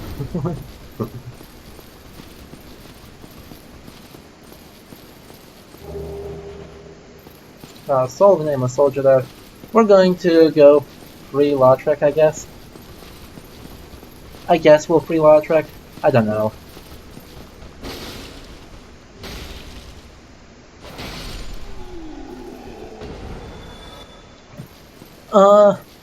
Yeah. 6 eyes, I'm trying to remember, like, more than the normal number of eyes. And I do not remember enough about, like, demonology and such to really talk about that. So, yay. So yeah, Lautrec's here. Lautrec is actually the worst person. If you want to impractical armor designs though, look at this guy. This guy has such impractical armor designs. It's great. Oh, still human, are you? Then I am in luck. Could you help me? As you can see, I am stuck without recourse. He breaks himself out of jail if you, So we're not going to break him out, because he's actually the worst person. If you don't know, in a moment when after I beat these guys, I'm going to kick him off a cliff, because that's the easiest way to kill him, and he actually is a truly terrible person. Because he will kill your firekeeper and ruin your main bonfire, force you to go on a side quest. Spoilers. And I could, if I was human, I could summon Solaire to help me with this fight. I think that's unnecessary. We're just going to do it. And then we're going to see if we can't get into... Well, looks like we're not going to get to Blighttown, but we're at least going to try and get to Capra Demon on this.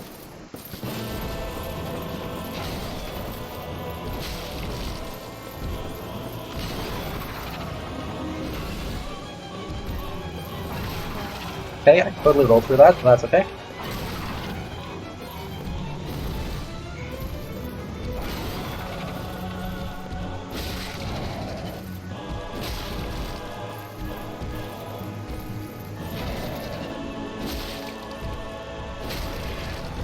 Wait, the other one's here. I'm slow. I'm way too slow.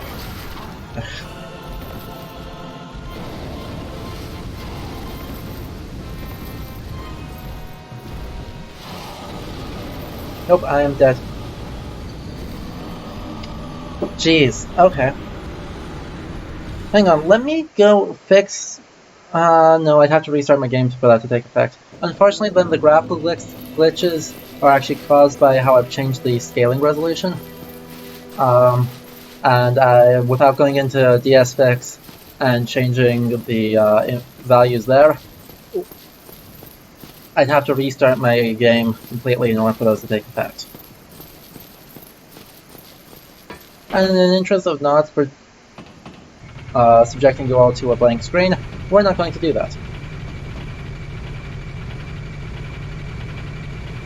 In the meantime, we're going to just try and get up on the roof again, which should be easier now that there is no awful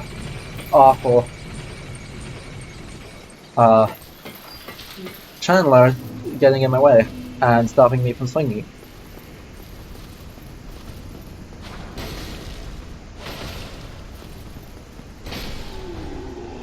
Wow, I come that close to killing them? That's annoying. You know, we're just gonna run. Get out of my way, get out of my way, get out of my way, get out of my way. Roll, roll, roll, roll, roll.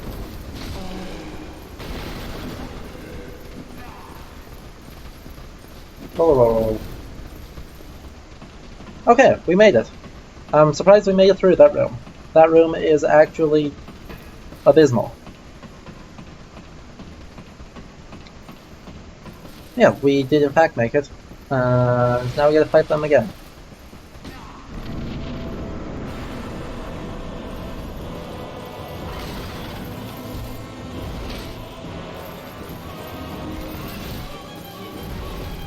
Will you stop dodging, please? Oh cool, I got the tail axe in one blow. That's fun.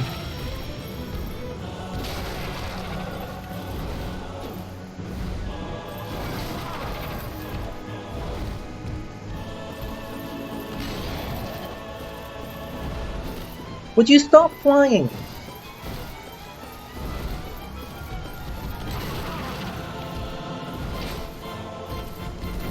And I'm going... well, thank God that missed, because that otherwise would have killed me.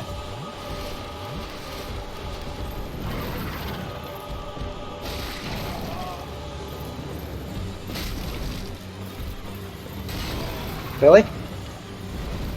Come on.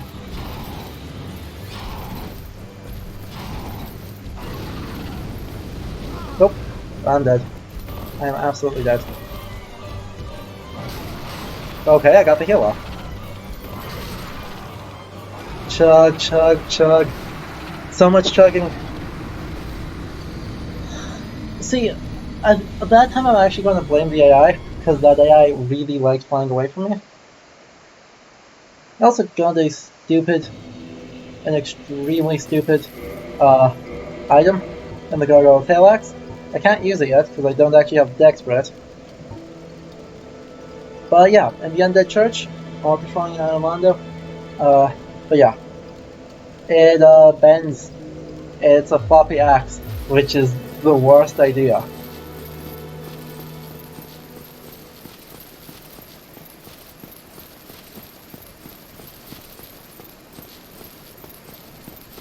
But yeah, we've been going for 2 hours, so I guess, do either of you have questions?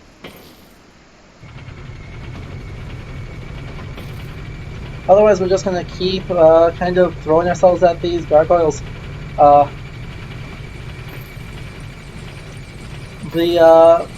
guess one thing of potential interest here is to talk a little bit about gargoyles on actual churches. Though I am not an expert, obviously this is not in my time period, and this is not in my particular expertise. But gargoyles are partially used as a defensive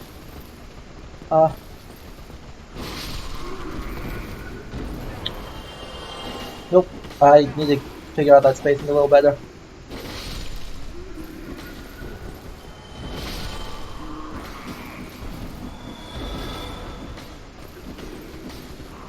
There we go. That's the kind of strike I'm looking for. Oof, that frame rate. Okay. Gargoyles in actual medieval churches were used for a few different purposes. One that we see especially later on and in post-medieval things pretending to be medieval. A good example of that is in Cardiff, Wales. The whole genre is called fantasy castles. So there's this thing that is just used.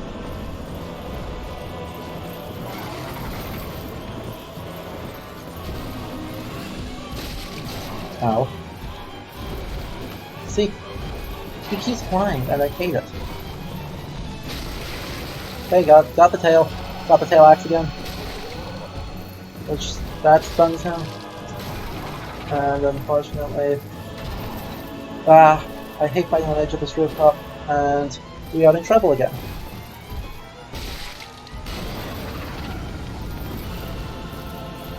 You wanna heal with this?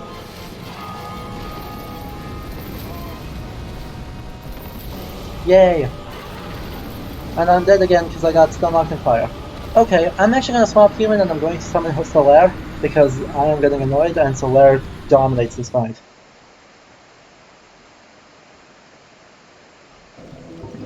Here we go. Turning human, browsing his items. Here we go. So to talk about summons, and this does feel bad, I should be better than good enough to beat the gargoyles of all people on my own. But sadly, such is life. They are just an annoying fight.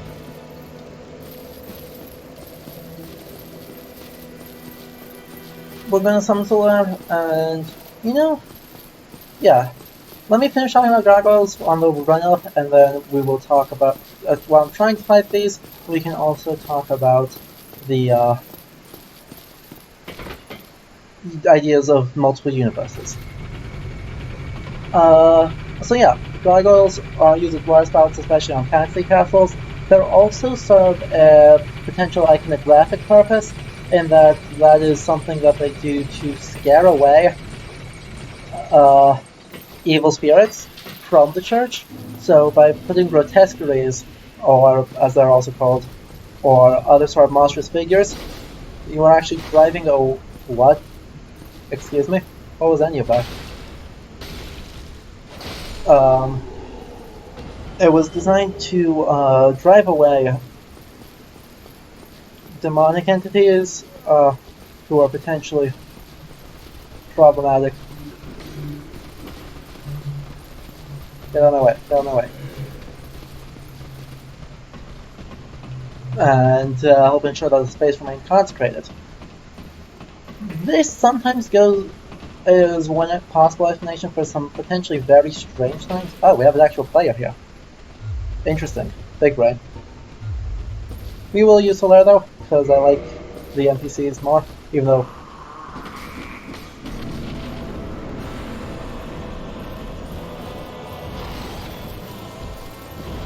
Really? Okay, could you stand up?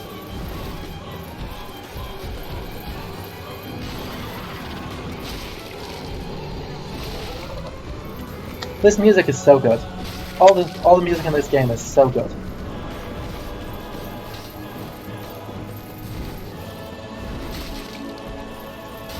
Really? I totally dodged that, but that's okay.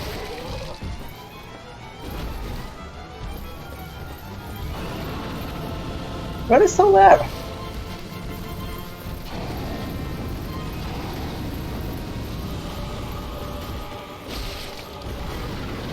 No. Okay, he's in. I heard his lightning.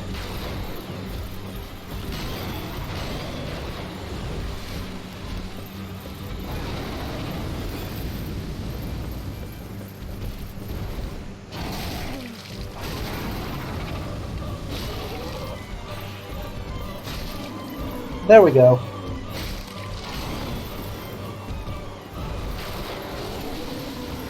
And Solaire just dominates the fight. Good job, Solaire. Praise. So after that round of chugging and letting Solaire carry me, we can finally ring the first bell of awakening. But yeah, as I was in the middle of saying, sometimes the things that may drive away evil spirits are kind of odd. for example, I don't remember their technical name, but there's very stylized female figures exposing their genitalia on the sides of churches. This is fine. This is actually not some sort of weird Christian backlash. Yeah, it's exactly as weird as it sounds. Let me check their actual name, because that's important to get right.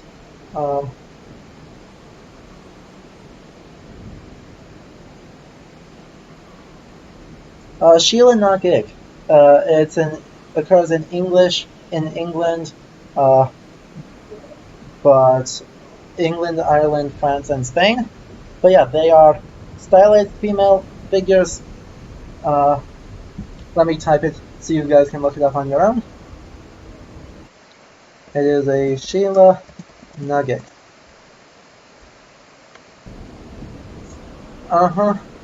They are definitely are barely interpretable as female, except for that. But yeah, that's one possible explanation. Is that's a kind of way of driving away demonic entities, or confusing them, tricking them into going after the grotesqueries instead of after the people.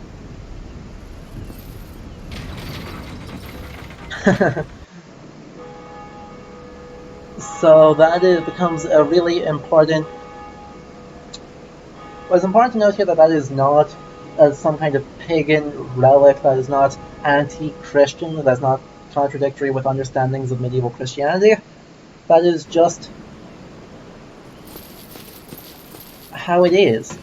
They just are part of medieval iconography on churches. I think they probably would have also been painted, which is truly horrifying to imagine.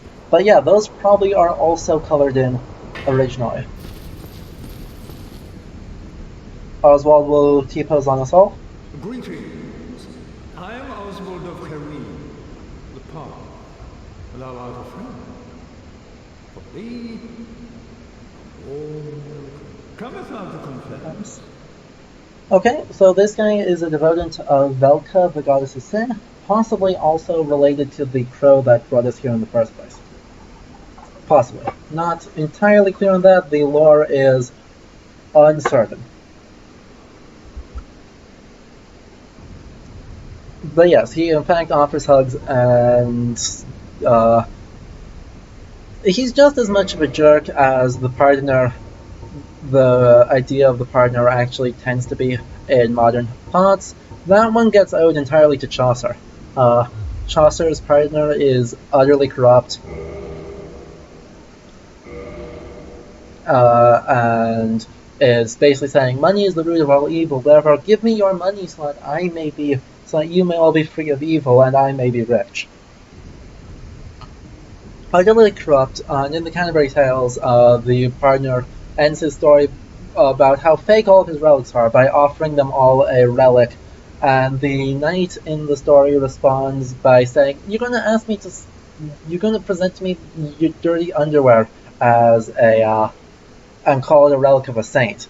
I'm going to deck you. And the host has to intervene in order to keep them from actually getting into a fight on the pilgrimage to Canterbury and to the shrine of Thomas Becket there. So yeah, this pardoner idea, obviously sin is...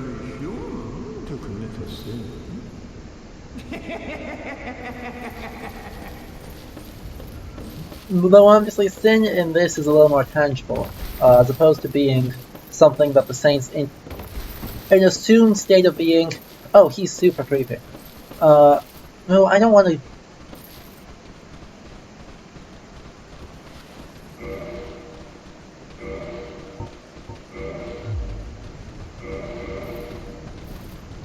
I don't want to go through those all, so I'm going to just nope out of here. But actually I'm going to demonstrate that this is a well-programmed game with no problems. And I'm going to actually set up a dupe here.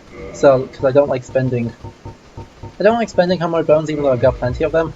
So we're going to actually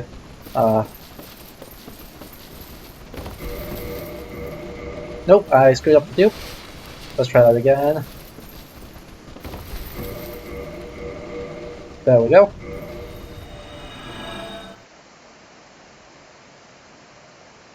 So that takes us back into Firelink Shrine. And you notice I still have 7 of them. Because what I actually ended up doing there was drinking an Estus flask. And thank you for the follow there, The Wiz. I appreciate that greatly. If you enjoy this, I do want to let you know that we'll be streaming twice again next week, again Wednesday and Saturday, at about this time. So please do let people know and join in. I appreciate that follow though. So yeah, we came back to Firelink Shrine here. Obviously, we successfully made it through the first half of this, and now if we go back here,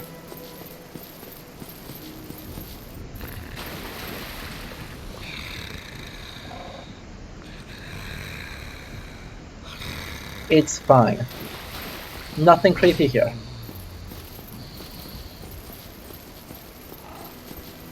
Okay. So I want to level up my endurance more because this is irritating, but also I think we go strength, because getting up strength a lot is helpful.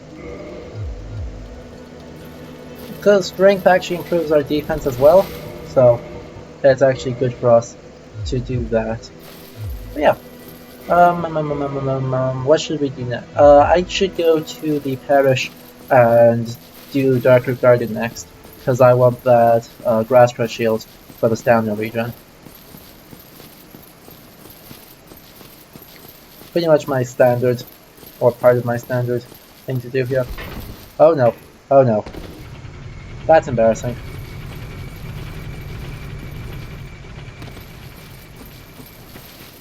But yeah, the partner, obviously, in this game, Sin is mostly an online play. It lets you report players who are being jerks and griefing, so that they can stop. And so Sin is obviously just as important of a thing in the world of Dark Souls as it is in the medieval Christian world, but the purpose is actually very different. Sin is kind of the assumed state of being for everyone in Christian Europe in the Middle Ages. There is pretty much no case in which the people are like, oh yeah, I am great.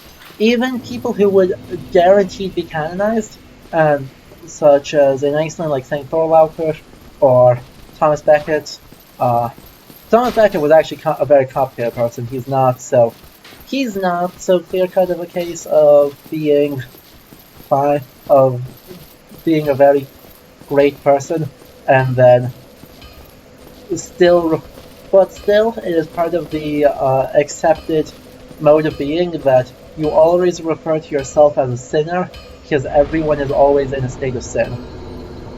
So it becomes really important that you are acknowledging that you are a sinner and making sure that you are reporting your sins, confessing, doing penance for them, so that your soul can spend less time in purgatory.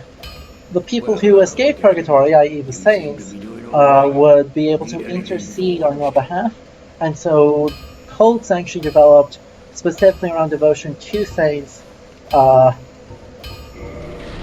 in order to help keep things going and keep the world functioning. Yeah, so Sin obviously serves a very different purpose, but an equally important one in the game.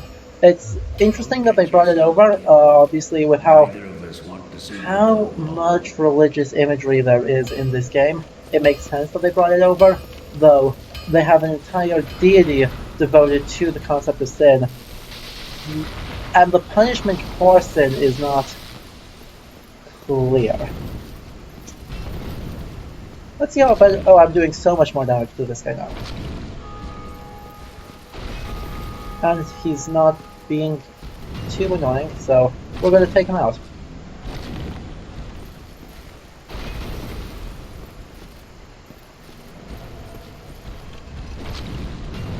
Cool. I guess demons are something we can talk about, since obviously we've seen 3 of them now. The Asylum Demon, the Titanite Demon here, and the Taurus Demon a little bit earlier.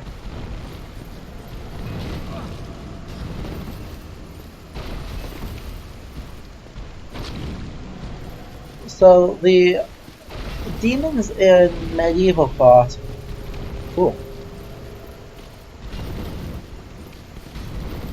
are something that I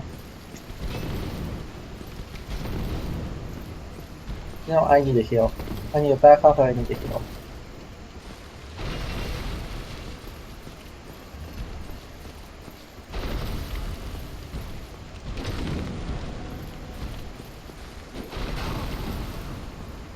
Nope, no cow demons.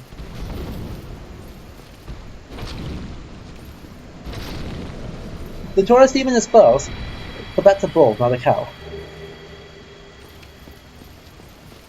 But yeah, in the lore of the game, I guess, to start, demons are like the main enemy against Gwyn after we enter the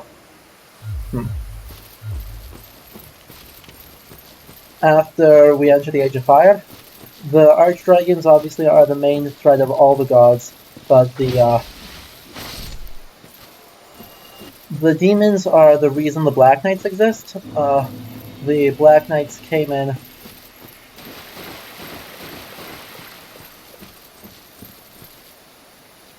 There you are. Okay, that hit me. I was surprised. The demons are the main enemy of trying to make the Age of Fire. They're all very physical, and they're all very scary. Obviously, they fall very much into the grotesquerie side of things. They enjoy, the developers over at FromSoft clearly enjoyed making things that were as creepy as possible.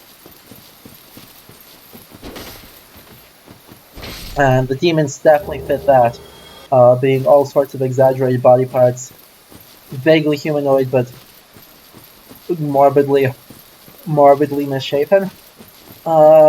In the Middle Ages, the understanding was basically completely opposite, in that demons were not, like angels, were not corporeal. Finally, we have a bow, which is good news for us. But yeah, angels were a form of intellect, so they were physical. I believe it's physical but not corporeal. Like the human soul, they are very much a real thing that exists, but not something that has any sort of physical form that you can identify. And so debate, oh, that is the wrong direction, I need to go farther down. They exist in an infinitesimally small space and can intercede even in between two people as physically close together as they can. Okay, this is actually not good. I'm not equipped for this. I need to get... So there's another Black Knight. He's the scariest Black Knight. He's got a halberd. We're going to try and parry him, but I can't actually block, so... Yeah, that went poorly. Oh boy, and I don't think I rested at the Parish Bonfire, so that feels bad. Oh, I did rest here. That's okay. That's not such a big deal then.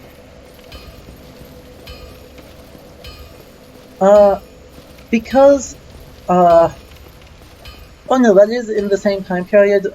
Gargoyles. The thing is, the demons here are actually based on gargoyles, not the other way around. Demons have no physical shape, so gargoyles do not look like demons because demons have no form.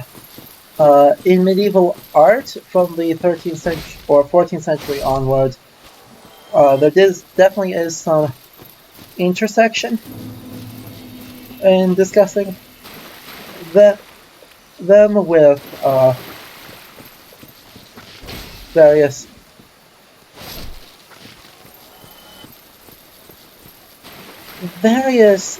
image art pieces portraying demons as very emaciated.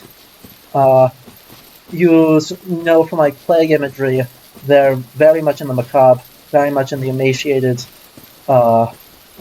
humanoid realm. So still, again, something very different from the demons we see here, which are big and imposing and intimidating, the humanoid animal hybrids.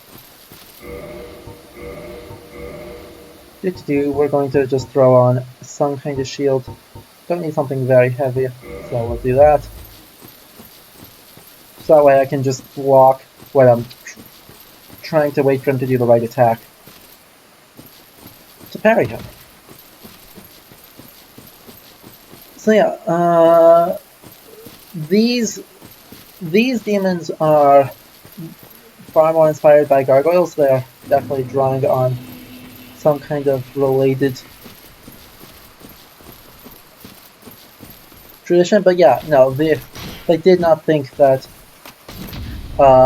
gargoyles looked like demons. That was not the intended purpose of them, and that was not the...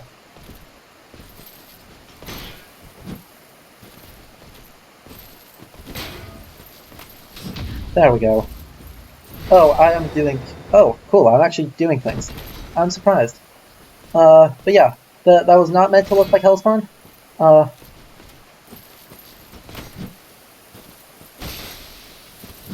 Oh god.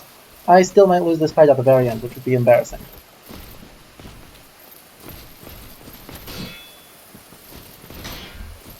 There we go, got the backstab. We're good.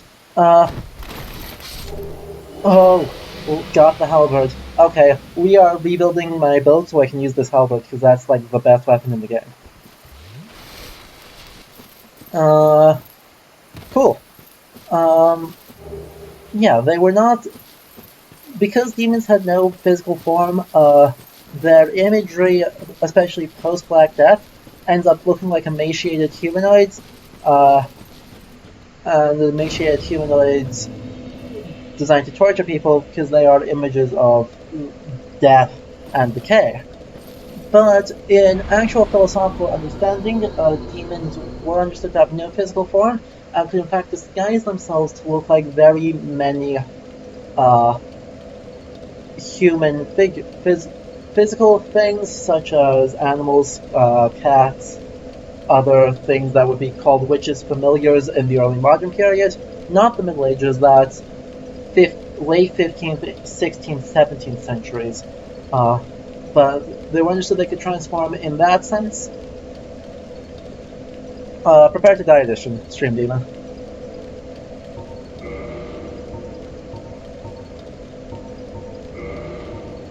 Yep, and I'm going to switch back in. Oh, I actually have soft humanity, so I'm actually going to switch back into being human. So if you feel like ruining my day, you can.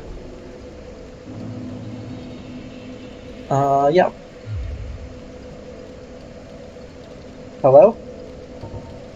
Cool, my game just bugged out. We're gonna have to... you'll have to give me just a moment as I force quit it, because it just bugged and there's nothing I cannot do things. So yeah, give me just a moment here. This game is definitely no problem. Fine. I'm also going to fix the scaling so that the graphics will stop having that glitch, so we'll get the... I'm just going to close the game. I'll still be here, but I'm just going to fix some settings and then we'll reload it. I'll be right back here. So yeah, as this gives me a chance to get my thoughts together too, while I'm fixing things. Yeah, the demons could basically even intercede between like a man and woman sleeping together, and could help cause changelings and all sorts of random weird things. Early modern 16th century demonology is utterly crazy. So it is something I've had a little bit of experience with, but not a whole lot. So I won't go too far into that, but it definitely is. Give me just a moment, I need to... where is the HUD options? Enable HUD mods. No. Okay, now when I reload the game, Steam, play. Okay, now we should be back, and that should fix all those things, and yeah, Prepare to Die Edition has been buggy for me recently. I don't know why, they haven't updated the game. There's no reason for it to be bugging like that.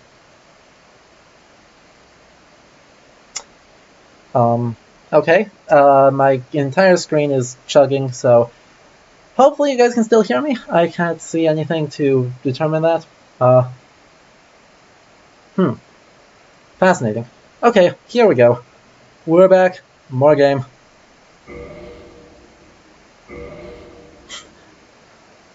Okay, so they were understood like that. In that way, we do seem to be back at normal. It just loading caused my whole screen to turn black, which was fascinating.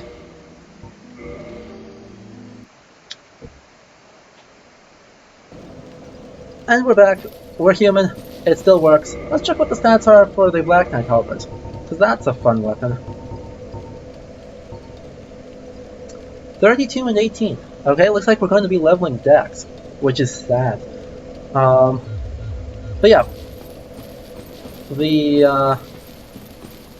Let me switch back into the right tab on Firefox here to make sure the bitrate still is good. We do seem to be good. I'm happy for that. We also got the Grass Crest Shield, which we're going to be using here, because the Grass Crest Shield is the only shield that improves your stamina regen, which is great news for us. Okay, but yeah, so obviously I think that summed up demons in way too many words, but in short, yeah, medieval demons were understood to be incorporeal things that could do great harm and could possess people, could do all sorts of things. They were very much not understood to be the grotesque, extremely physical entities that we see in this game. That is basically just stealing the name for a series of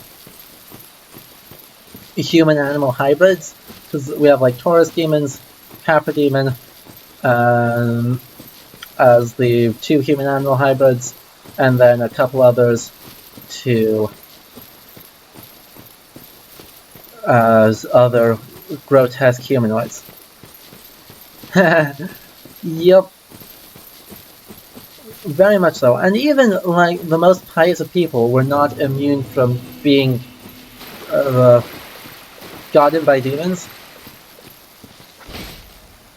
There's all sorts of stories of monks and especially nuns being... What? Hello.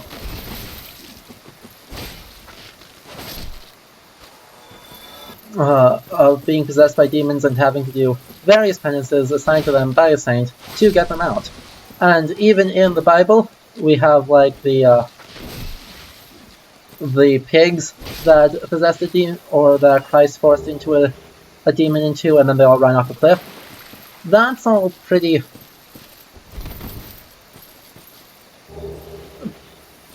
much normal things for demons to do. They mostly like to interact by possessing people and doing weird things to turn good human acts into wicked ones.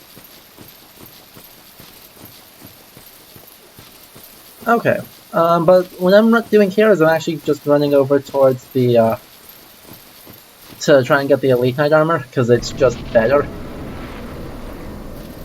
I'm not going to deal with the Divine Ember because I don't care, and the Moonlight Butterfly sucks as a boss. But we do have Automata here. We're going to fight this one, and then hopefully no others.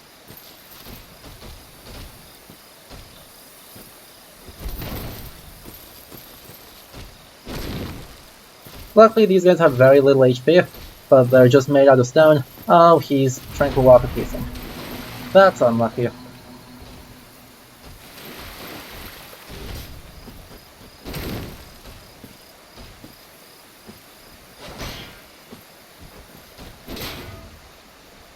Oof. Yeah, I am in trouble from that.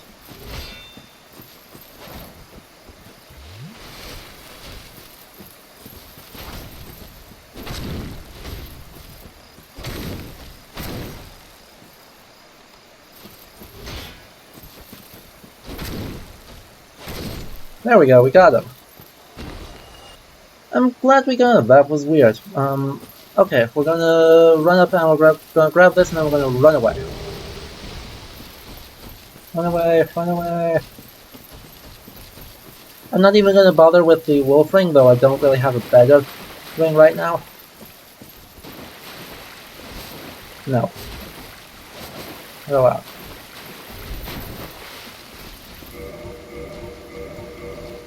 We're gonna do it that way, because I don't like fighting these guys. Nope, that's the wrong file. Whoops. I am very good at this whole streaming thing, so we're going to load the correct file this time. And then, yeah, I was going to talk when I summoned Solaire about the nature of the soul and of multiple worlds. To do that, we'll still do that now. To do that, the main source is Avicenna, as I mentioned, the medieval Islamic philosopher. He was hugely influential in the Middle Ages in Europe too. His works were translated into medieval Latin, and so he actually was a huge influence on Thomas Aquinas when he was working on Summa Theologica.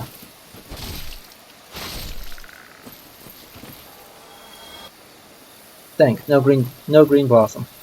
So yeah, the Avicenna was of the opinion.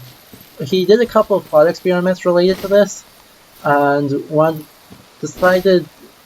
of them was that if there is a second universe, and there was an eye positioned on the outside of its universe, would it be able to see ours? His answer wound up being no. He decided that that was not something that was possible to do.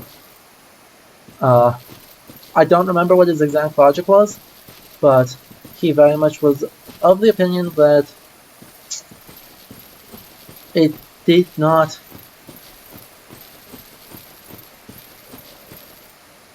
Well, we're not going to deal with them. I don't need a green blossoms.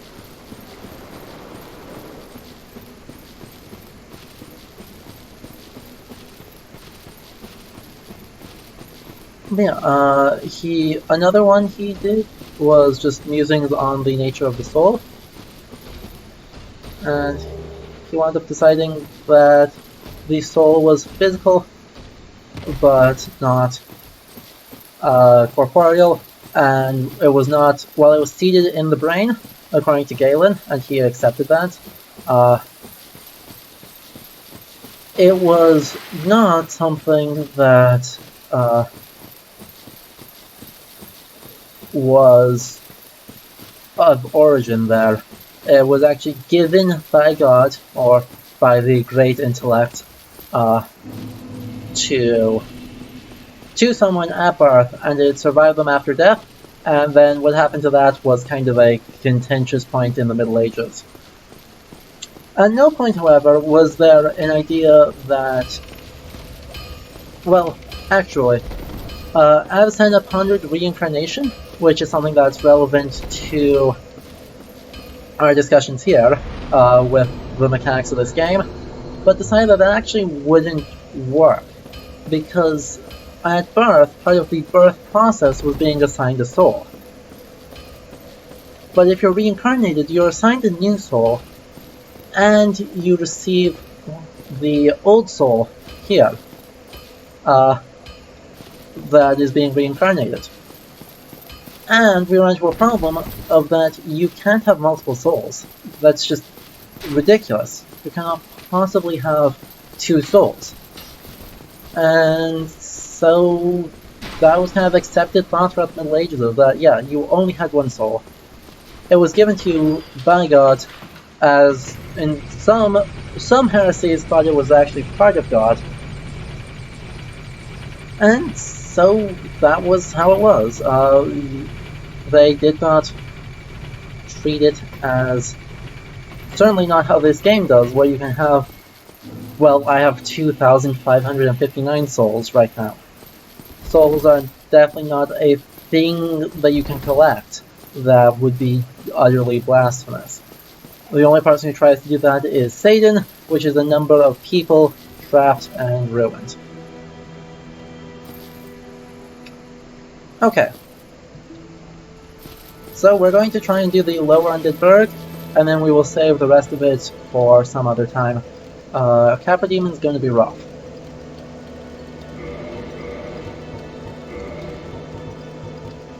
The Elite Knight armor is an Elite Knight of Astora, and has a heraldic symbol on its blue circlet. Okay, so this actually says, weirdly,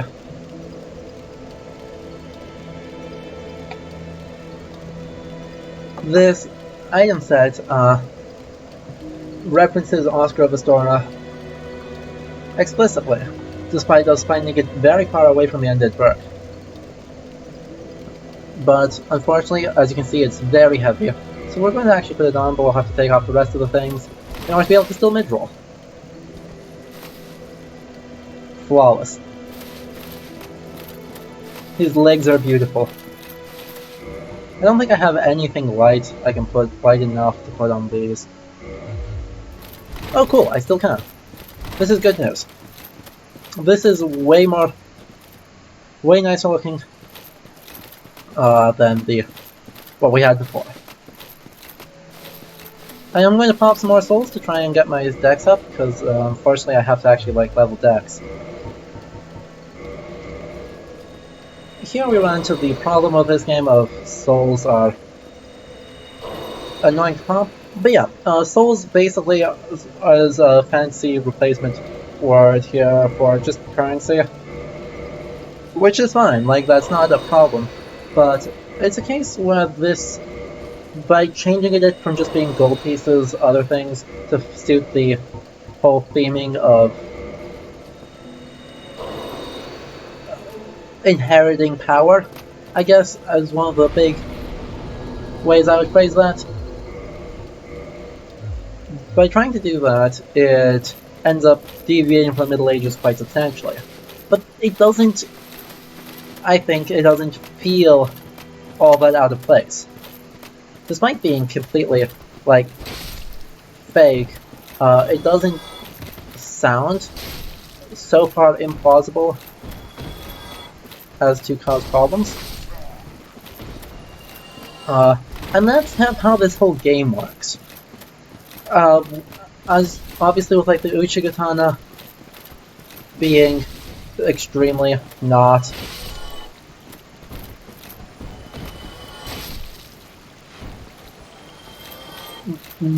realistic as an European Gothic setting to just have a Japanese sword.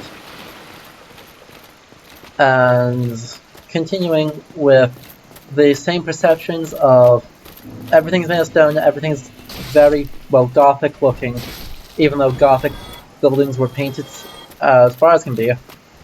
It is absolutely trying, and there are all these Gothic things are all ruined. The world jumped ahead of the Middle Ages and then stopped and fell into ruin. By doing that, it actually creates a very hodgepodge set of generic medievalisms, and obviously chainmail and leather and plate all exist at the same time in the same place, and it is not anachronistic. none of this ends up feeling too stridently anachronistic. It is just a case where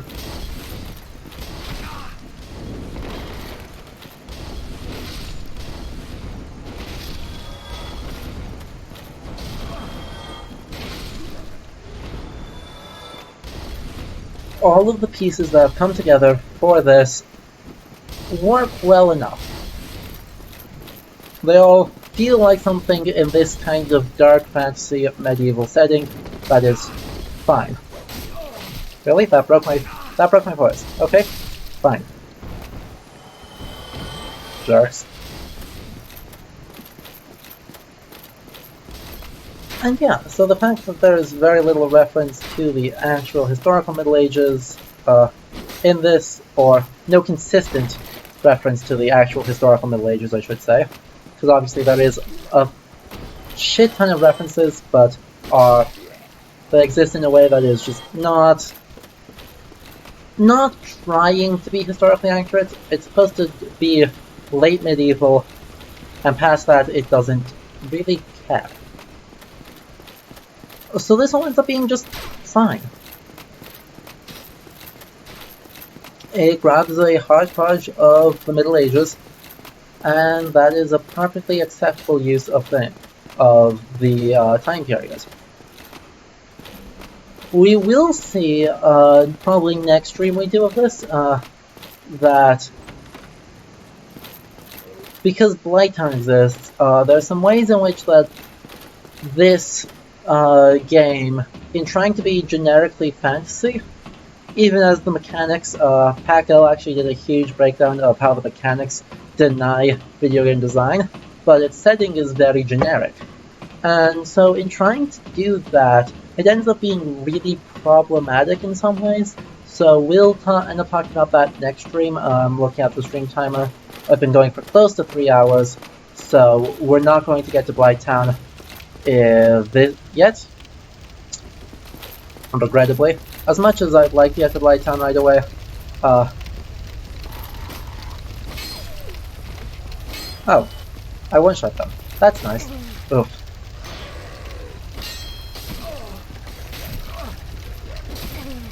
Could you not?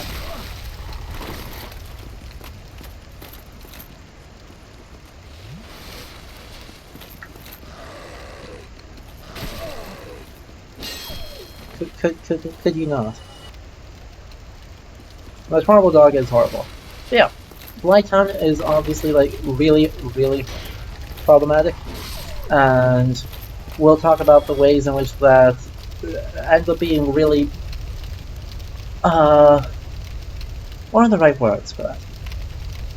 Primitivist, I guess, would be one descriptor. Somebody help! Damn, how did this? Yeah. I have the residence key. Let me open.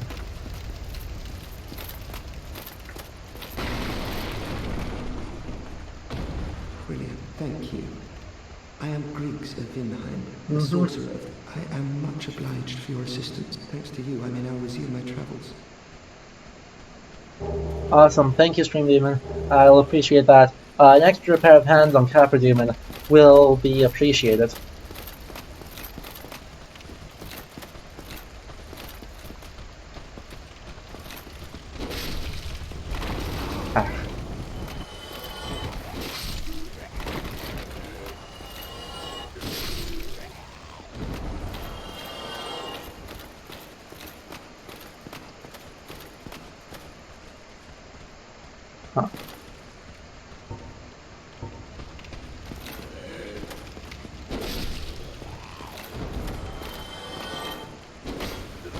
Yeah, we'll figure it out. I mean, I expected people to mostly be trying to invade me, not help me out, so I definitely appreciate the assistance.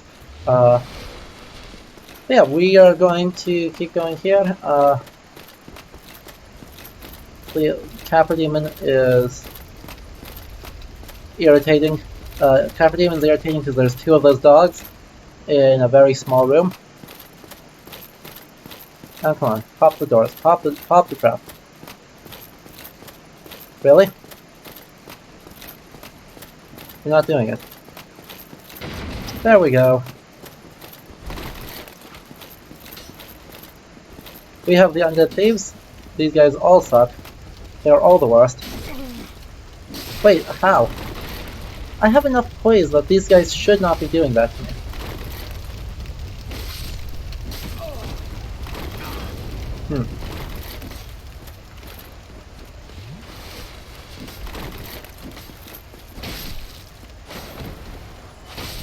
Oh well, at least they die fast. But yeah, I guess let's talk about this architecture. That building right there is closer to medieval. That's early modern wattle and daub construction, which is extremely popular in Elizabethan England, though the height of that is implausibly tall, and the window styles are actually significantly later period than you would. Those are more, I'd say 18th century, at least.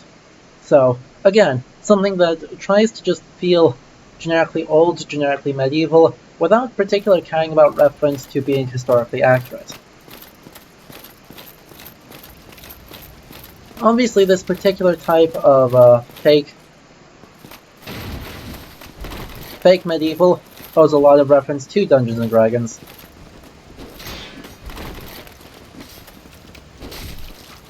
Okay.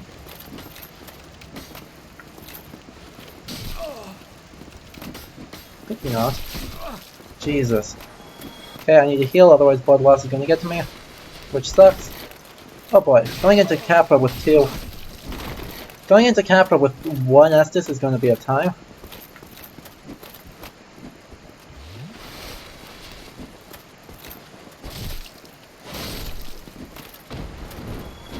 Okay, that's a stylish dodge. I'll give up to them. Dog. Hello. Dang. That is annoying that the sign is not appearing. Where did you put it downstream, demon?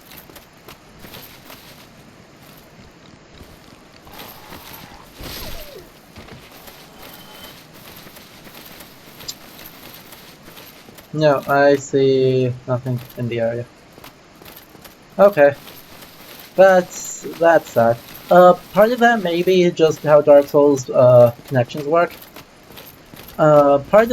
Because depending on where you are, I just may physically not be close enough to you for a connection to appear. Because since I'm in Iceland, it actually is trying to do peer-to-peer, and it prioritizes local game file or nearby players to try and make the connection more stable. So it may literally just not be connecting or registering you as physically close enough to me in order for it to appear. So instead we're going to just try and deal with Capra first try, no Estus. Let's do this.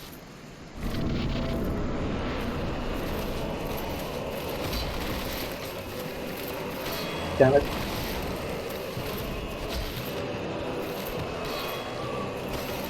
Really?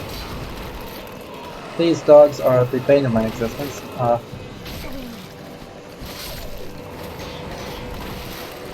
Yep, I am super dead.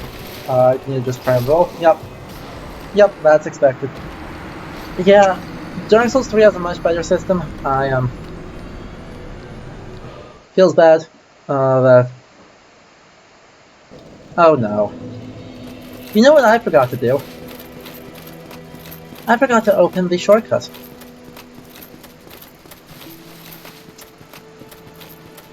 So that's fun. I need to do this whole run again. Ow, could you not? Oh, you know what I should do? I have a Leo ring. Or the wolf, I have the wolf ring, and I should equip those. Because now I have enough poise to not care about the dogs.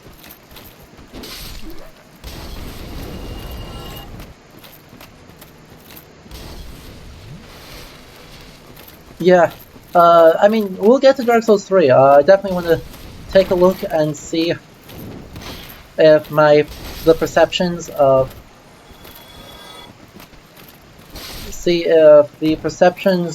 we have of medievalism in this game.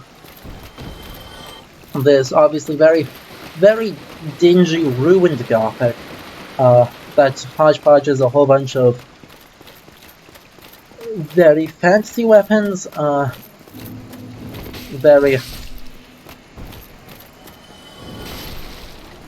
whole mix of fancy weapons, historical weapons from all across the time period, and geographically diverse weapons. See if we can take a look at that and see how Dark Souls 3 does it similarly and does it differently from Dark Souls 1. Because that's obviously a really important question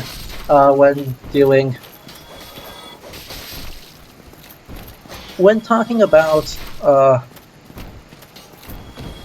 medievalism in games. Something that's really important is the effect of franchise. Because obviously these games don't each exist in a vacuum. They're not interested in each portraying the Middle Ages in their own way. They're really focused on being true to the franchise. And so I actually want to do all 3 Dark Souls games over the next few months. Not play through all of them, but play through enough of them, because obviously talking about this game or talking about Dark Souls without getting to Anor Londo, at least, is just misses things. But want to look at Dark Souls 2, and want to look at Dark Souls 3, and see how a different design team... It'll probably be a couple days, because I'm way less familiar with Dark Souls 2 and 3 than I am with this one. So, my quality of gameplay is going to be even worse. It'll be fun. But yeah, look at how a different development team for Dark Souls 2 leads to potentially different constructions and different concerns being prioritized. And then look at Dark Souls 3 as trying to be a swan song for the whole series, and see how that one does the Middle Ages differently yet again. Or whether it does. And we're also going to look at Demon's Souls on that note. We actually are going to take a look at all of them, and since I have Demon's Souls, we're going to try, if I can get that working on my computer, I am absolutely going to try and play Demon's Souls on stream to see where it all started and how that looks differently.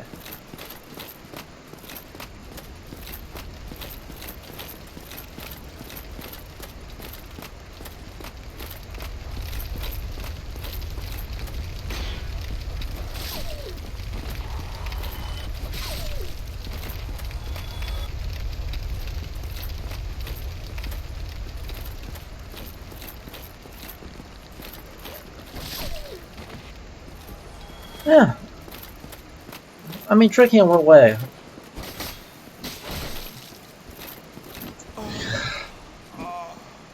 I knew he was there, and he still got me.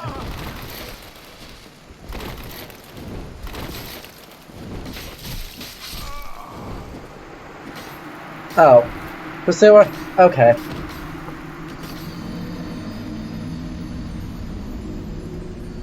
Yeah, we'll kind of just make do with it as it happens. We're not...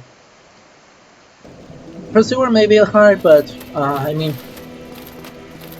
I swear I am better at this game than any of my playing says.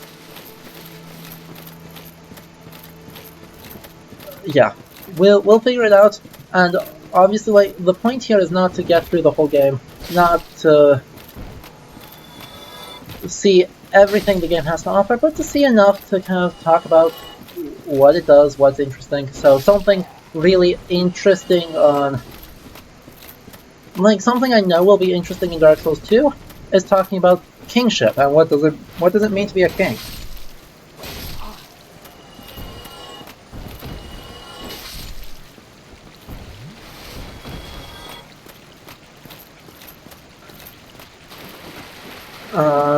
Because, and that's something that Demon Souls is also going to be really nice to talk about. Obviously, more things with demons and more things with how are you making a level that feels medievally.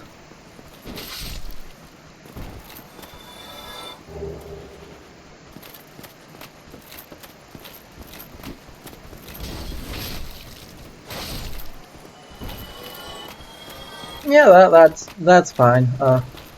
Pursuer is going to be annoying, but if I just crank what is it, adaptability up or whatever, the stat that gives me iframes is, and take it slow, we'll do our best. And if he ends up kicking our ass and we do not get very far into it, I will just grind off stream to get enough through it that we can actually, like, you know, talk about the game. Oh dang, I lost like 5,000 souls from the thieves. That's annoying.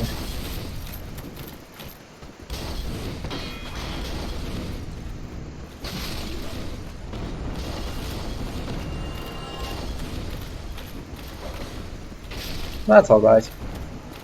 Souls do not matter. We're gonna get plenty from killing Capra Demon. This is the worst door, just as a by the way. If you design your doors to open outward on a narrow staircase, stop. Hey, it looks like we have several new viewers, so for those of you who are just joining, welcome. I hope you guys are enjoying it so far.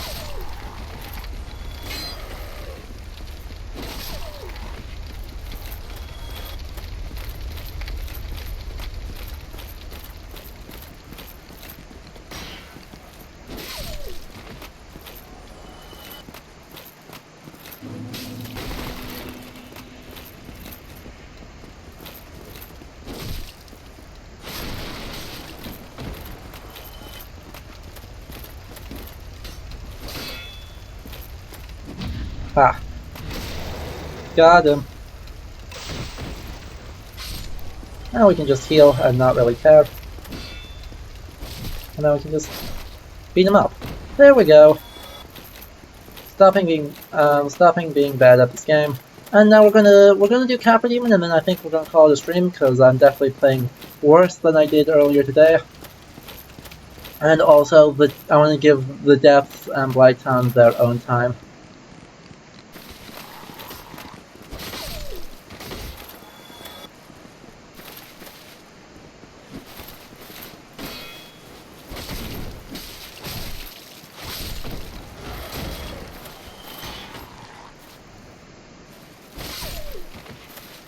Okay, so we actually have Estus this time, which is helpful.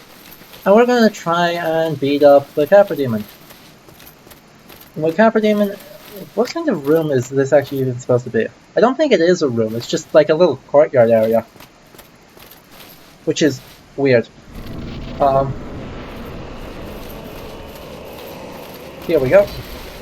Back up the stairs. The cheese is real. The Capra Demon, like, never makes it up. Oh, he made it up here. Surprising.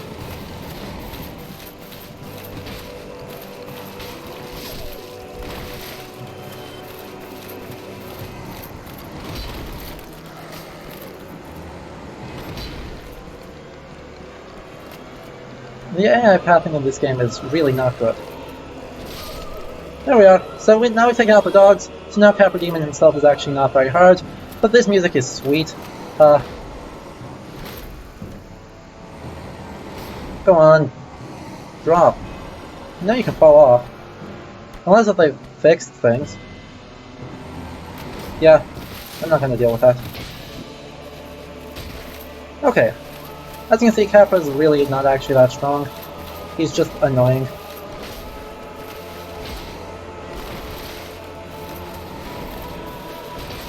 That's a lot of attacks in a row. Dude, chill.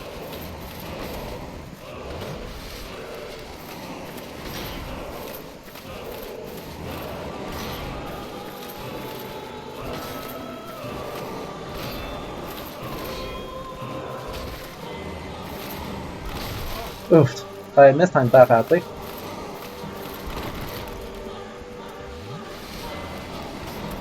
Okay. Here we go, Capra Demon doing Capra Demon things, and...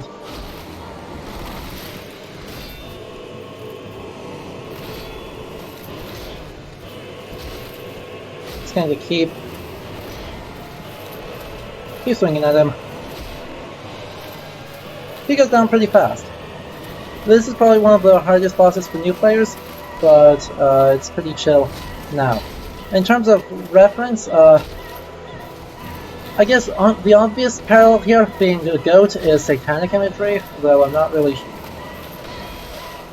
I don't have a strong sense of when that goat-headed Krampus satanic imagery comes from. I'd have to do more research, but that is the obvious parallel to the Capra Demon. My intuition is that that's not a medieval thing. I don't... or not fully. Though I don't have any evidence for this, I would absolutely need to do more reading.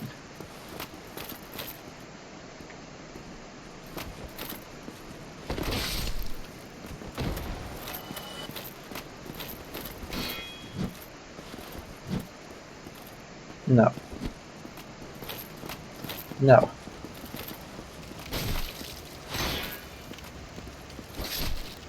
Okay. He's a super annoying boss, especially early on when you don't know quite what you're doing to help take him on. Okay, so there's the depths entrance. We're opening that, and then we're gonna get back up to Firelink Shrine, and then we're gonna wrap it up for the day and talk about what's going on. So sorry that so many of you are coming in for such a short stream, but let me know here on Twitter if like some other time would be better for you guys for streaming, and we can definitely try and make that work. I'm pretty flexible on my scheduling, so if you guys need extra or would like to start later, we can probably do that. Still though, to wrap up all of the thoughts we had in this game, Dark Souls, for all of the ways in which it is a very atypical game for 2011, is a really very typical medieval fantasy. It's got a lot of things that are not accurate to the Middle Ages at all. Some of the things very much are. Some of these weapon designs, armor technologies, etc. are accurate, but not all of them. Like, leather armor is just not a thing. It never was. Leather is hot and uncomfortable, and using it for really anything other than looks or straps is kind of silly. But this game is not really interested in trying to portray the Middle Ages accurately or honestly. It's interested in showing things on an absolutely massive scale. Like, let's just take a look at the height of this building as a quick example. You go from here all the way up to there. That is a rough estimate.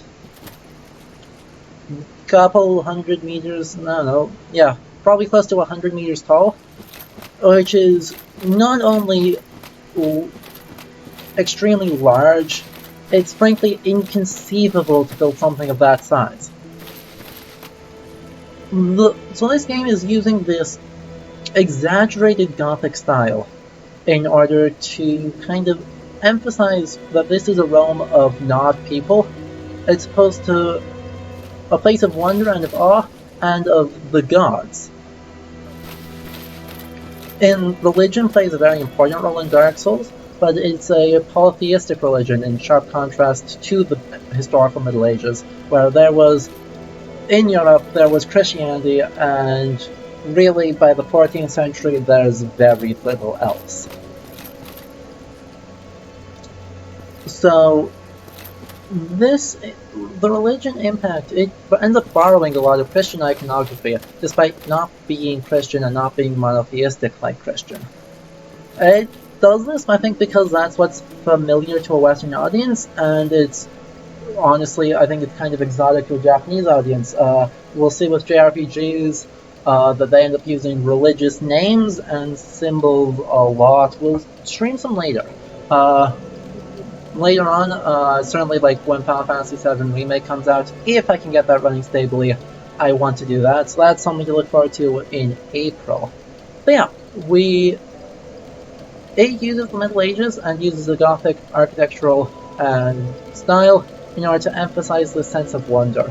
It also hodgepodges together a whole bunch of different time periods and geographic regions in the Middle Ages, just to be suitably fantasy. It needs something late medieval, needs enough variety for players to not feel like there's 3 armor sets in the game. So you have 11th century chainmail next to late 14th century plate, and that's fine. So yeah, this is something that definitely draws heavily on like Dungeons & Dragons tradition and other role-playing games, but also ends up drawing a lot all throughout the Middle Ages in order to construct its setting and its world. So yeah, I think those are my final thoughts. So this is where we will end the stream. Next stream is going to be on Wednesday. Let me know here or on Twitter what time you want it to be, or you can always shoot me an email. Links to all those things should be in the about of the channel. So yeah, take a look at those, and we'll assume for now that it's 5 p.m. GMT, so noon Eastern Standard Time on Wednesday. We'll be back. We will be doing more Dark Souls this time to get through the depths and Anor Londo, and then we'll be done with Dark Souls. Yeah, so this is where the stream ends. I hope you all enjoyed, and if you want to catch the VOD, it will be here, and then it'll go up on the YouTube channel probably tomorrow. I'll upload the last stream tonight, and then I'll do tonight's stream tomorrow. So yeah, I hope you all enjoyed, and I will see you on the next one. Ciao!